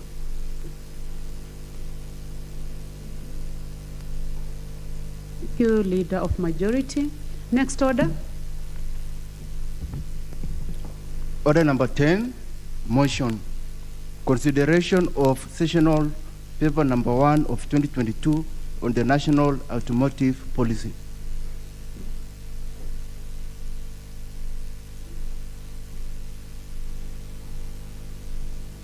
Leader of Majority. Thank you, Honorable Speaker. Honorable Speaker, I beg to move that this House adopt sessional paper number 1 of 2022 on the national automotive policy laid on the table of the House on Wednesday, May 25th, 2022. Honorable Speaker, therefore beg to move that this sessional paper number 1 of 2022 on national automotive policy, whose overall objective, Honorable Speaker, is to provide an enabling environment for our automotive industry players to realize their full potential and position Kenya as a major automotive manufacturer. Honorable Speaker, the aim of this policy is to improve the local automotive assembly ecosystem, to expand the local market size by promotion of local parts manufacturing. Honorable Speaker, members will appreciate that our local assembly industry, largely as a result of the liberalization of the market in the 90s, did suffer immensely. And this led to the near collapse of the local assembly industry, and we saw a lot of completed units being imported in the country, Honorable Speaker, and consequently also the manufacture of parts or automotive spare parts. That industry also came almost to a complete halt, and almost the industry dying. Therefore, Honorable Speaker, this national automotive policy has been developed through a very large consultative stakeholder process, and is informed by Kenya's developmental agenda and industry needs. Stakeholders' views, Honorable Speaker, from the dealers, consumers, the assemblers, the auto component manufacturers, governments, global players, training, research, and development institutions were incorporated in developing this policy, and therefore a very comprehensive policy that has taken views from largely all the stakeholders that I have mentioned, and including consumers of auto parts and automotive mobiles, Honorable Speaker. As I mentioned, Honorable Speaker, the policy objectives, its implementation measures, and guiding principles are aligned to our domestic, regional, and international obligations, including and not limited to the Paris agreement enforced from November 2016, which sets the objective of limiting the global temperature rise in this century. Honorable Speaker, members will also appreciate that the automotive industry is a key pillar of the global economy and is usually a major driver of macroeconomic growth and stability and also technological advancement in both developed and developing countries like ours.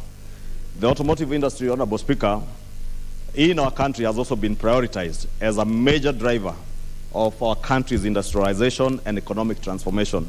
And that is why government is developing this policy that will help guide the industry, Honorable Speaker, the automotive industry, which, as I mentioned, is not only a key driver of macroeconomic growth and stability, but also in terms of advancing technological advancement in economies. And having an economy, Honorable Speaker, that we have to work extra hard to revitalize and advance, Honorable Speaker, it is important that we have policies and measures put in place that will support the automotive industry. Honorable Speaker, according to the Kenya National Bureau of Statistics, the number of registered vehicles have increased by a compound average growth of 9% between 2011 and 2019, rising from 1.6 million in 2011 to 3.3 million in 2019. This, Honorable Speaker, was largely driven by the autocycle and motor cars subsectors, which accounted for 46% and 32% respectively of all vehicles registered in 2019. Honorable Speaker, that tells you the level at which our economy had moved in. Instead of more vehicles and commercial vehicles being registered, it is more of motorcycles that have been registered to the level of 46% as compared to 32% of motor cars being private use vehicles. Honorable Speaker, currently the local vehicle industry is composed of 6 registered assembly plants, vehicle builders, trailer manufacturers, 22 farms in motorcycle assembly. And that again also points to that steep rise in the number of motorcycles because that have been registered, as is also seen with the huge number of assemblers of motorcycles. Honorable Speaker, the local component and parts manufacturing firms, assemblers or dealers and franchise holders who represent original equipment manufacturers, whose membership include Toyota Kenya, Eurasia Limited, PSA Group, manufacturers of Peugeot, the Peugeot vehicle, DT Dobby Kenya Limited, Simba Corporation, and Scania East Africa, etc. Honorable Speaker, the vehicle assembly industry has struggled to stay afloat, as I mentioned, and the industry whose lifeline depended on a very protected market, as I had mentioned earlier. So many manufacturing entities in our country gradually closed shop with the liberalization of our market in the 1990s, the opening up of the market, and we saw huge components of local content not being mandatory, Honorable Speaker, except for the mandatory 25% that was paid for people who are importing units. And this contributed to the heavy decline, Honorable Speaker, of the local parts manufacturers. And consequently, Honorable Speaker, by the mid-2000s, many local content manufacturers had actually closed shop. And people will remember the likes of Marshall's East Africa Limited ending up closing shop, the scale down of many of the other assemblers, Toyota, DT Dobby, almost all these local motor vehicle manufacturers. Remember Thika Motor, I think they were called Thika Motor dealers, it used to be a very huge outfit. General Motors on Mombasa Road, Thika Motor dealers in Thika, and many other assemblers ended up closing shop and some downscaling, leading to importation of fully assembled units.